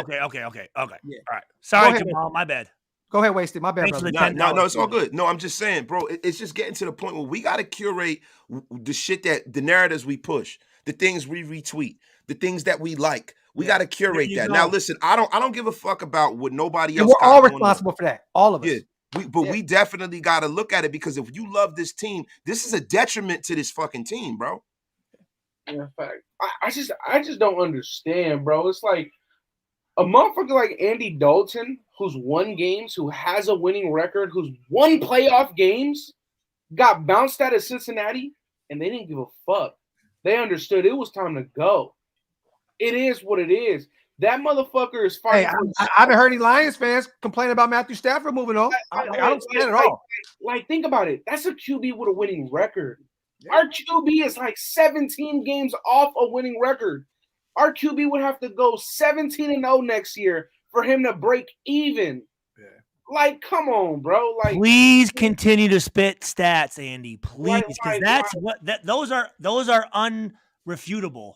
Like Andy Dalton is fighting for a job. Do we really think that DC would have gotten this opportunity anywhere else, bro? Time ran its course. It's over with. We're doing something different, bro. Like, I don't understand why people care so much. Like, it's because, bro, and I hate to say this shit, but Derek Carr ushered in. He actually with his lazy eyes. No, but Derek Carr came into the Raiders at a time where the world was getting soft as fuck. Timing. And everybody grew with that. Like, it's Derek Carr is our guy and blah. And right now we're still dealing with that soft ass mentality, right? It's sad because we speak our minds in this. Oh, they're doing too much. They're tripping. They're woo. Why are you so serious, dog? Yes, bro. Like we watch Rich Gannon go out there and put his fucking life on the line every week. Bro, we watch yes, bro. Like, this is remember football. When DC came out he was talking shit about DC like 2 years ago. Remember when he came out? Rich Gannon was talking shit about him after 2 days ago. 2 days ago. So, bro, this is not mutually exclusive to just us. if you like, a lot of people respect what he's done, and you can respect and take away from him what you will. But what you can't do is call yourself a fan of this team and ride this guy's jock so much that you have a disdain for the team. Yes. People have a disdain for. It's almost like they're rooting against the team, and they're cultivating. No, not almost. They are. And they're cultivating a fucking narrative that has everybody in the nation destroying the team. Go ahead. Brave Raider. Put on Brave Raider if you could. Hold on, real quick. Shout to Black Sales, my brother, man. I appreciate you, bro. Hey, I want to get you on the show sometime so you can talk your shit. Shout out to Independently Blind real quick. It's a known fact. I'm a super religious guy. This is facts. My brother Oakland Knight is definitely a super religious guy. Okay. However, football is played on Sunday. Carr wasn't in church. Not that he had to be, but God's not watching the games. Ooh. I 100% agree, because I sat in the locker room one time and we all praying. I'm thinking they're saying the same prayer we are. So shout out to the legend Oakland Knight. For those who don't know about my brother Independently Blind, and I know a lot of people don't. Was dope. That was dope. No. This is a GOAT on Raider YouTube. People don't know that. He's been on my show numerous times. Oakland Knight, my brother, please hit me in the DM. I need to bring you back on the show. My brother is legally blind, and he sees the game for what it is. Put it like that. Shout out to Oakland Knight. Fucking GOAT. Fucking GOAT. Bro, it's just to me, it's disgusting, man. And this ain't about YouTube. This ain't about subscribers, and this ain't about money or none of this shit. Because let's just be for real here, man. As it pertains to a lot of us do this because it's a good way to, it's cool, man. But like, yo, I'm like, my mortgage isn't getting paid by YouTube. My kids don't go to private school because of YouTube. None of my car payments or none of that shit. My wife don't have Louis bags because of fucking YouTube. So I'm not tripping like that. I like doing it. But yo, this is about the Raiders. For me, this ain't about your fucking, if you got more or less subscribers, it ain't about that, bro. It's about the fucking team, bro. Tell them, motherfuckers need to make sure that y'all keep that at the forefront of the narrative you putting out there, man. Fuck your subscribers. Fuck all your little goofy tricks and your little goofy fucking thumbnails and all that corny shit, man. What about fucking backing the team? Are your little trick assholes and shit coming up? But this is the reason, because these guys have narratives and they make a lot of money off of it, right? It's in today's world, it is very lucrative to dick eat. Real shit. Real talk, like let's just, like, bro, in anything, it's, look, we had teachers' pets in school. We got people at jobs that say anything and everything to get ahead. Ain't shit gonna change. These guys, bro, the man don't even know football, bro. I see somebody say he don't even know what a fucking hot read is, bro. You know what a hot read is? How the fuck do you watch this guy talk about sports? Like, what the fuck are you talking about? I don't think Derek knows what a hot read is, does he? No. That's all Derek knew. That's all Derek knew was a hot read. In his 9 years, that's all he knew. I don't get it, man. Shout out to Raider Mike. Does anyone still seriously believe that the closed door meetings Josh and Mark had early this season weren't because Josh wanted to bench him? No. You know what happened, Raider Mike? They both went behind closed doors like they think we're actually in here fighting. They actually think we're fighting. Yeah. You're doing exactly what you're supposed to do, brother. Yeah. You are proving me right. Yeah. You're proving me wrong that Derek Carr is not the guy, you know what I'm saying, to move forward with this system. That's it. Like they had to do that in order to appease the fan base. That is not what happened, yo. They went behind closed doors and fucking Mark Davis said Derek Carr's a fucking scrub. I think there's something that we haven't mentioned though, for real. I don't like Derek's hair. Nah, bro, but something that I really think is for real though is like, what about the guys that are doing the press conference questions? What about those motherfuckers that are saying anything and everything to keep their job and be super nice to DC, never hold the motherfucker accountable for You're shit? Right. You're right. They'd rather fucking they'd rather sit there and say, DC, how did this one feel? Instead of DC, how do we win games? That's why we are more successful than them, even in their realm. I promise you this. Like I don't want it. Yes, that's what they get paid to do. They get paid by the team to ask. Not a lot to dick eat the way they do. Maul, appreciate you, my brother. Shout out to Max. We've forgotten to embrace the evil image that John Madden and Al Davis created. John Madden said the Raiders are dirty. Yeah, we're dirty. What are you going to do about it? Show up and play hard. We are a fucking pirate that raids and fucking pillages. And that's what I was. Bro, we take what we want, but it's just not there, bro. It's like we're selling people a bill of goods. Look. The image was Max. Appreciate you, bro. We get what we want. Instead, we had a quarterback that took what was given to him. That's all it was. That's all it was. Well, look, and you know the crazy part of this, man. I hate the fact that I got to even say this. You almost have to. And Rob Jacoby, hey, block that guy. He's been no. I want to respond to this. Not one of us get paid off of Mark Davis. We are independent YouTubers, bro. We don't get paid off of anything. The only one that ever seen a check on this screen from Mark Davis, not even Mark. Hey, Rob, come up. Here's the deal. If you whatever you want to say, if you can say it to our faces, that's fine. Can wait a minute? Rob, he's got his tinfoil on in his basement right now. Mark Davis, John Gruden. Number, hold on, John Gruden with John Gruden on the side. Mark Davis. Derek Carr. What agenda is it that we're pushing? Winning, motherfucker. How about that? Like, what is the agenda? Like, what is the agenda that he thinks we're so-called pushing? I don't get it. Mark Davis. Hey, can I pull an old school graph on the way out with this comment? Move forward. Let me just say this, Rob. Your mom pussy is fire. You out of here. Boom. Shout out to everybody else in the building. Let's go. Let's move forward, man. You pussy fart. So what are we talking about now? What's the next topic, man? Fuck that. What you doing? Some motherfucking drunk yoga? I got on them fucking. We talked about them. The UAs and shit, son. Not the UAs. Shout out to my boy Sean. He said, I'm here for all the toxicity tonight. I needed to feel something. Look, you guys, the season ended. You know what I mean? And shout out to my brothers, too. I got to say this because they got raided tapes. The redemption shirts on, man. Y'all go to is redemption.com or is it Raider? Redemptionbrand.com. Redemptionbrand.com. You guys go support one of our own. Rated Tape has some fire ass shit. Go support one of our. I'm dead asso about me working and being able to do any custom shit with screen print, embroidery, all that shit, dude. No, bro. If y'all watched the last video I dropped, you know I was rocking the Oaklosvegas in that joint. So I saw you. I always rock the Oaklosvegas. Y'all my brothers. Y'all my brothers though. That's just mandatory. Because if y'all had the shit, I'd be doing the same shit. Let me see, man. Shout out to JT Stiddy. 2 total NFL stars, 47 points against the best 2 NFL teams. DC 9 years NFL stars, 46 total points against Saints, Colts.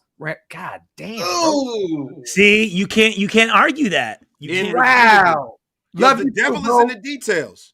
Hey, not only that, in 2 games, Stidham evaded 9 sacks. The most Derek Carr has ever had in a game was 3.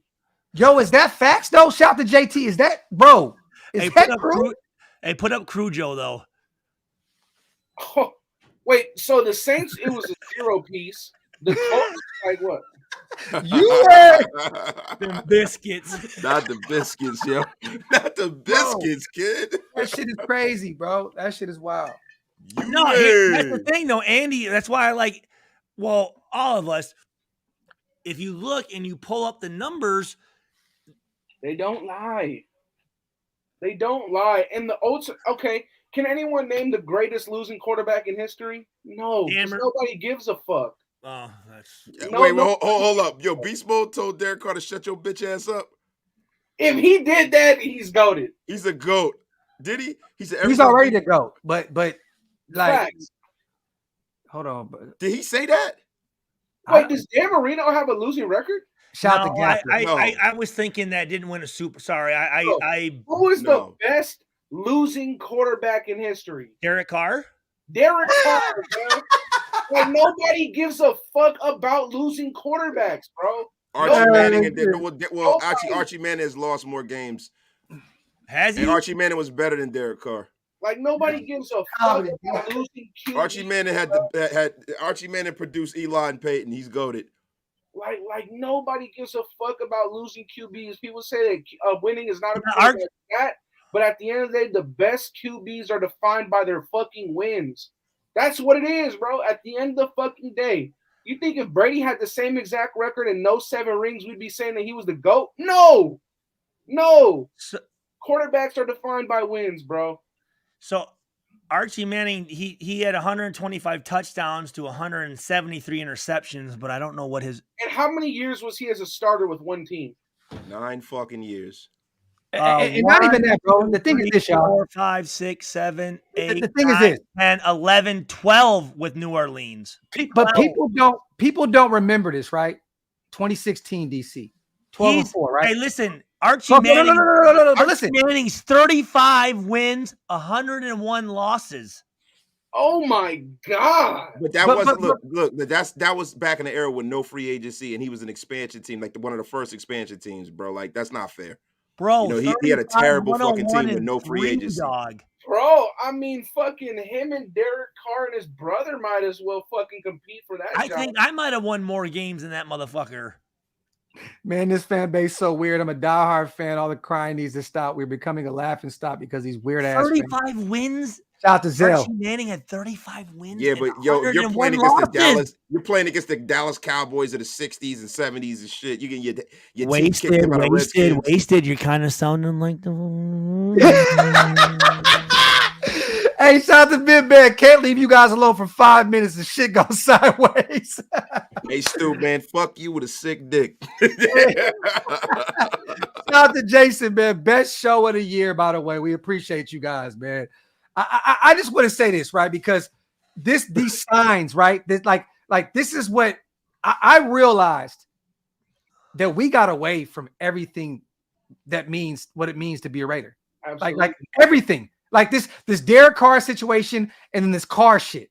Like it just reminded me that we've gotten away from everything that it means to be a Raider, the toughness, the everything. I'm seeing you guys be okay with people making shit about a guy with a sign. Who gives a fuck about any of that? That's what was and not saying anything about our fucking highest paid tight end not coming to a game to watch his little fucking skanky ass fucking. And we got killed for that. And we got killed for that. We got killed for that as well. We definitely got killed for that. You know what I'm saying? Jim Kelly's overall record was 101-59. So, bro, the Raiders in the past would have never dealt with no diva shit. Would have never dealt with any. I'm paying you $30 million this year. You're gonna go home and sit down and watch the next 2 games. Get the fuck out of here. Get the fuck out of here, bro. We're paying you too much. You come over here and you sit on this sideline and you watch your fucking team try to go out there and win the game. Not just that, bro.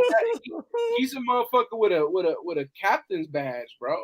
But hey, Andy, a gold. Yup, a gold. Like, come on, bro.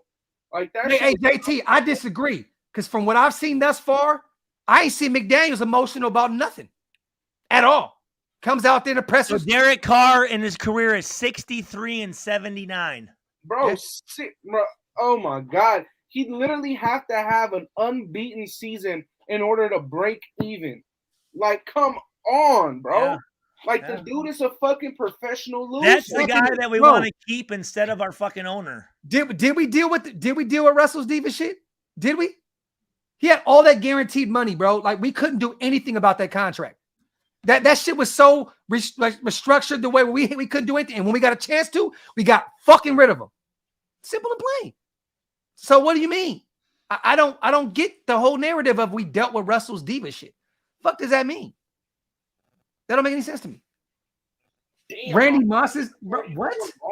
Bro, he didn't. Bro, that is a great all-pro, like Hall of Fame player that was on a shitty team. Do you think that Randy Moss is going to be okay, or Warren Sapp's going to be okay to be playing with a team like that? And you know what they did? They traded him for a 4th-round pick. Mm-hmm. Like, bro, what are you talking about? This is one of the fucking 5 best players to ever play his position, bro. Anthony, please stop it. You're talking about a middling bumsicle. You act like we're talking about Charles Woodson or fucking Tim Brown or Marcus Allen. Marcus Allen was let go. Like, the fuck are we talking about? I don't want to talk about this no more. Fuck these this. Guys are saying that Derek Carr deserved a farewell tour. He deserved to be kicked in his ass the way he was. He What need is to a get the farewell fuck out of here. tour? Like, bro, look, I don't like to get emotional on air, but I'm like Farewell tour. A farewell tour. I got a farewell tour from suck a dick and get the fuck out of get the fuck out of Las Vegas, bro. Farewell tour. What is that? I got a farewell tour for you, motherfucker. You know what my farewell tour was with the Raiders, Redskins, and Giants was a trash bag that said, "Hey, clear your locker out and get the fuck out of here." Get out. It's ridiculous, bro. Tim Brown played for this team since 87, 88. I'm putting my face and shit in a fucking trash Tim bag. Brown played his last season in the NFL as a Tampa Bay Buccaneer. Like, come on, bro. They said Carr had a 9-year farewell tour. I don't understand this soft ass shit, bro. Like, don't get me wrong. Everybody has their reasoning before anything, right? If you're a fan of Carr, that's great. I was a fan of Carr. I was a fan of Carr. I bought numerous jerseys. I have posters of him. My sons have posters of him. You have to know when to move on. The fuck was that? I don't know if Andy over there throwing up and shit. I don't know what the fuck going on. No, that was me. That was me.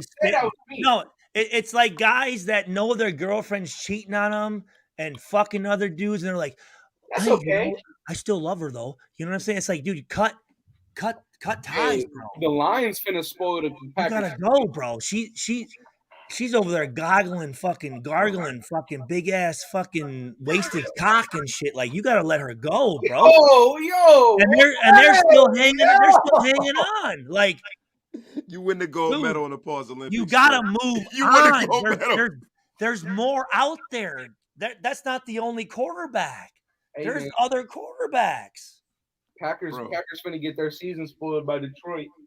Hey, man. Hey, Detroit's running game right now, bro.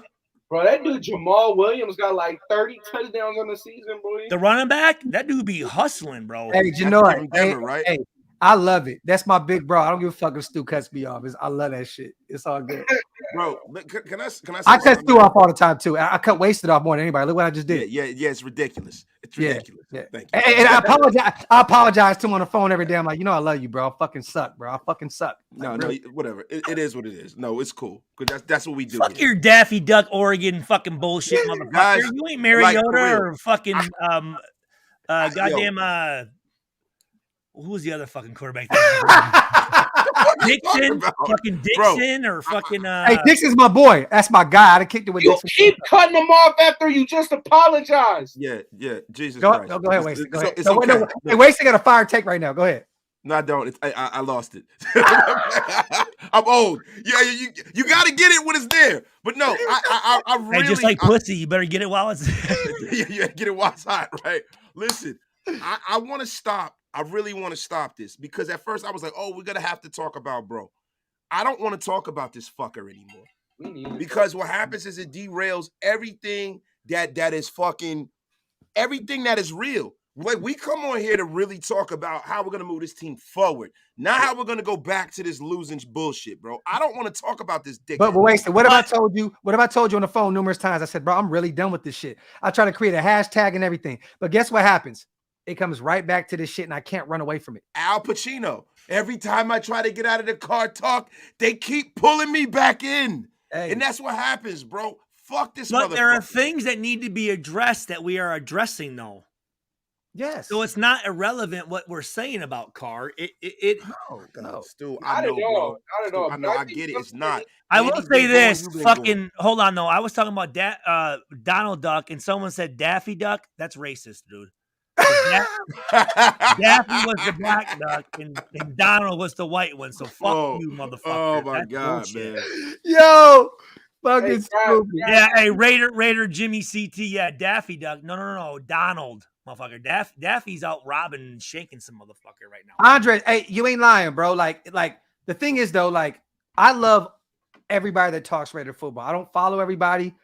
Like I don't watch everything. I don't love everybody. I don't. All I'm gonna say is this: I appreciate. I think appreciate as someone that prides myself on bringing everybody together, whether that only lasted a year or so. It is what it is. That lasted about 10 months. Yeah, it did. But I have to say this, right? Everybody is entitled to their own opinion, right? And like I said, everybody is in this for different reasons. We go live with you guys for 2, 3, 4, 5 hours sometimes. Most of these guys will do 2-3 minute videos and get the fuck out of here, right? Like we actually have to deal with all the fuckery. These guys, they can run from it. Stu, you calling Andy? I just wanted to make sure he didn't give me a fake number. That's his number, bro. I literally texted you off of it. What do you mean? Yo, Stu, you think Andy gave you a club name or some shit? Well, I thought I already had his number and I couldn't find it. Bro, I literally texted this motherfucker saying, "This is my number." I'm like, that motherfucker gave me a wrong fucking number here. Bro, I thought you been had Andy's number. I thought so too. No, you know what it was? You know what it was? What it was? The 412 on your phone number. I typed it in as 312 the first time. I was like, damn, this motherfucker got an Android. So I never texted. Oh, that's cool. Yo, I don't talk to people with Androids, bro. Yeah. Hammer's like the exception, but where is fucking He's fucking up our chat with that fucking green fucking bubble and shit, bro. I'm like, come on, man, with that track daddy and shit. Yo, ever got a track phone and shit like track daddy? Hey, Andy, why does Hammer show up in your thing and doesn't say anything, just sits there looking up? And we're like, hey, Hammer, and he's like, I ain't gonna say nothing. I'm like, what the fuck? When he came in your show. Hey, you know why? Oh, Graph, did you know that Drew Sanders was picked number 6 overall in the mock draft that we took by Mr. Stu? No, I told him. I said, no, what did I say? I said, Andy privileged me with the first pick in the draft. And I picked, but I didn't know he was a DN moving to fucking linebacker. I don't really like that too much. See, I want to do another one on the way out, but like, it's like, for what? Let's do it, bro. Let's switch it up. All right, let's do one on the way out. So, Stu, you're not getting the first round pick because you already took Drew Sanders. So what we're gonna do is Andy fucking gassed me up, dude. He fucking, bro, No, Andy, you seen the beginning of the show, bro. Stu was gassing Drew Sanders the fuck up, bro. Yeah. Real talk. Hey, you got him sold. You sent him a video and shit, like all this shit. Like he on it. Like he's on it. Bro, yeah, because you were trying to tell him that he was a DN. So I sent them a video that has him clearly playing off-ball linebacker. I'm like, the motherfucker's not a DN, bro. Hey, Lovie Smith got fired? Yeah, that's fucked up, man. They did Lovey dirt. Oh, that's cold, bro. Texans was fucked up. Hey, he'll get a defensive coordinator position somewhere, though. He'll get high, dude. He like that dude he was set up for fucking like just there's nothing there. Bro, he took that job to say that he was a head coach in the league, bro. Bro, he just said an hour ago that he still have that white beard. Yeah. Goated. But he said, I definitely expect to be back. I see you wasted trying to be that. What you mean with the gray beard? Grow it out though. Yeah, look, I trim it a little bit. He say you look like Lovie Smith, bro. That's fucked up. No, I'm saying, dude, grow that shit out, bro. That shit would be fucking dope, bro. I wish I could, bro. I'm trying to get all my shit white. I just hey, y'all Patch Adams ass motherfuckers can't do what I do, bro. Fuck out of here. Yeah, man, you know I can't have a wolf pussy on my face, man. I've been trying not to. You know all what I mean? gone a week ago, and this is how fast it grows, dog. My shit don't grow that fast, bro. All right, on the way out, man. Fuck your signs. Fuck all that weird shit. Let's do this. Fuck Brady, but if he's on the team, he is on the. We're gonna do real quick. Fuck all that. We're gonna do one more mock draft on the way out, like we always do, you guys. But I want to say this one more time. I played 2 years with the Lions, Scott. Yeah, fucker. I want to say this one more time. Fucker. Rest in peace to Uche. One more time. Rest in peace to Uche. One more time. Hey Andy, we had a ball on that live. Remember, it was me, you, Stu, Uche. That shit was fucking hilarious. I was talking about clubs that y'all used to be at, and it was crazy. Parking cars and shit. Yeah, all that shit. Doing cocaine off hookers and shit in the parking lot. And hey man. All right, let's do this. Hey, Kirby Joseph might have just won the game for the Lions. That was my guy from last year. Illinois. Safety out of Illinois. Yeah. Whoa, wait, hold on. Look who's right there. Who's got the first overall pick? You better not fuck it up. Damn. Okay, Andy, you got it. Jalen Carter. Fuck you mean? Let's go. We got the fucking GOAT. What a all right. No Andy got the first round. Wasted, it's on you. All right, it was still. That shit better happen for life. Yo, go to defensive tackle. I see the Is that goat. still the first or that's the second? I see the GOAT right here, Emmanuel Forrest, though. But I hear you. Go to defense. Hey, let him pick, dog. Yeah, I know. Oh, fucking. Why everybody trying to influence you and shit? Oh, Andre Carter's there. Andre Carter's there too. Oh, Drew Sanders. Let him pick, bro. God damn. Yo, man. You know who I want, man? Oh, fucking. No. Go to corner. All right. Go to corner. Yo. Jim Thorpe Award right there. Look at fucking Andy, you fucking dickhead. What are y'all talking about, Emmanuel Forbes? I wasn't even paying attention, man. Y'all take the second pick, man. I'm gonna do it then. I got the second, you got the third then, because Emmanuel Forbes, to me, this is probably the best cover corner in the draft. I don't give a fuck what nobody said. Yeah, I'm not a big fan. I'm okay on him. Yeah, let Waste to go ahead and take Malachi Moore again.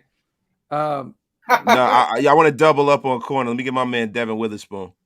Ooh, I like that. Okay. We just got done talking about Kirby Joseph and we got Nate Hobbs. I like that. I like that. Doubled up. So we got two corners. We got a DT. We need a linebacker here. Stu. What we doing? Mo Diabate there. Hey, Henley's there. Deshaun Pace is there. Mo Diabate is there too, though. Yeah, you got it. Hey. That's that dad shit. You gotta get a defensive tackle, bro. Right now. I don't know what the fuck Henley. Oh, it's two. We already got a defensive tackle. We got Jalen Carter in the first. Oh, we did get Jalen in the first. Hey, it's you, Stu. Oh, Stu finna go get somebody in trouble. You know what? Stu, fuck what Stu's going through. We're getting Henley, linebacker out of Washington State. Bang. That's my guy. Wait a minute, man. I took two back to back. It's on Andy right here. I low-key want to defense, offense. Where you want to go? Triple down on corner, bro. Oh, you want to get another one? I'm not against that. I'm not against that at all. Get DJ Turner. Michigan. Yeah, boy. Love that kid. It's like the new Verone McKinley. But go to defensive tackle. All right. Like the new Verone McKinley. Fuck you. Verone fucking McKinley. Verone high stakes. Yo, what about edge? What we got at edge? Yeah, you gotta look over there. Safety. Did we get it? Oh, we didn't get a safety. No, we didn't. Oh yeah. Wait, no, we didn't get a safety. We ain't get a safety. We gotta get a safety, bro. Fucking corner. Tyke Smith. Tyke Smith, like your life depended on. I like Javon Hicks out of Cincinnati too, but I hear Hey, it's fucking Waste's pick, bro. I hear I know this fucking guy, man. What are you, John Gruden? All right, motherfucker. Andy, go ahead. Where you want to go? Go back to linebacker. I wish Ivan Pace was there. Nah. Go to defensive tackle, or just go all defense. Go all defense. All right. Oh, matter of fact, go to offensive tackle. See if my boy Jackson is there. Yup, Jackson Kirkland right there. Oh, that's my guy. Yeah, man. He's a beast. All right, what I'm gonna do is go look at best available. I probably will take Deshaun Pace here because we need another linebacker. We are don't get confused, bro. Ivan Pace is the one that's good. Ivan Pace is a beast. This one's a bum. We're in the seventh, right? Yes, seventh round would be very. We got like 3 7th round picks, right? Fuck, man. I might really. I hate keep taking the same people, Jaden Reed, but I do like him out of Michigan State. I might take Zachary Franklin. You know what? Let me go to guards. Damn, my boy Doug Nestor's there. I might have to take him. Nope. Nah, my boy right there, Aki. Yeah, I'm gonna go Aki. 209. Who's that? 209. Me. All right, go ahead. Yo, what you want to look at? Deshaun Pace is a beast. I like Deshaun Pace, bro. Yeah, take him. All right. It's funny. 2 picks ago, he called Deshaun Pace a bum. I know. He's like, Deshaun Pace is a beast. I hate that shit, at 7, bro. At 7, he's a beast. Hey, this is a perfect draft, though. Jalen Carter, defensive tackle, Emmanuel Forrest, Devin Witherspoon. You move Nate Hobbs back to the nickel. You got Henley at linebacker, DJ Turner at corner, bro, Tyke Smith, Jackson Kirkland. That's a mean fucking draft. We didn't address quarterback. I'm cool with that. We didn't address the speedster. We can get a UDFA. I like that. Damn, that's somebody said hire Bill Romanowski as linebacker coach so he can break one of the players' jaw. I like that. Stu said, "Fuck it, I'm putting Lions shit on." You guys don't. Can we do a Lions mock draft? Is that cool? So everybody unsubscribe from Stu's channel. Stu is a former Detroit Lion as well. This was a 75th anniversary, motherfucker. Damn, bro, that jersey is fucking hideous. Not gonna lie. That draft is phenomenal, though. That was a mean. This jersey's dope as shit. It looks like something I would wipe my ass with. Fucking no, that's your fucking hat. After you just said I know that actually it's not your hat. Come on, man. Hey, man. With that being said, y'all, we are on 3 hours right now. Did not expect to do this shit. Love you guys. Appreciate y'all. Thank y'all for pulling up on the Graph and Stu show. As always, got my brothers, man, my Mount Shillmore brothers. It's good to see Andy back active as a motherfucker. My brother Wasted never stops grinding. You know what I mean? Hell of a fucking show. I think we touched base on everything. At this point, I'm going to take... Fuck you, Bruce Davis, motherfucker. Hey, I'm going to be real with y'all. Hey, put up Bruce for real quick, though. He got me on that one. How many games did you win with the Lions? Piccolo plays a motherfucker. Yo, that's just funny. With that being said, you guys, I'm going to take the next 6 days off. I'll be back on my birthday next weekend. 39. Yep. I'm putting together a dope show for my birthday, you guys. I'm doing a content creator show up. I know my brother's going to pull up. Sanjit hit me. I know I'm going to get Sanjit to pull up. I'm going to get a bunch of different guys to yank in here and there and just, hey, I appreciate that. Shit. So we're going to have some fun this weekend, you guys. Other than that, man, it's the off season. We're going to take, I know I'm going to take a break a little bit. I know Andy's back. So my brother going to be tenfold. He's going crazy with it. I do want to leave you on this note though, real quick. We knew that was going to happen. With that being said, you guys, follow my brothers, Wasted Talent, Raider Nation Unlimited. Follow my brother Andy, Raiders Football Talk on YouTube. My brother's going to stay active all day, every day. Like I said, I'm going to take a break. I will see you guys this week. You can have a show tomorrow or Tuesday. Probably tomorrow morning. Copy. You know what I'm saying? Yeah, with that being said, man, you know what I'm talking about. But look, I really want to just relax. You know what I mean? I want to take a couple of days off because now our off season is not our off season. This is when we're the most active. You know what I'm saying? So I'm going to get these couple of days off so I can really relax and then go right back into work mode. But with that being said, man, appreciate you guys, man. Love y'all. On the way out, hit that subscribe button. We outro. 1.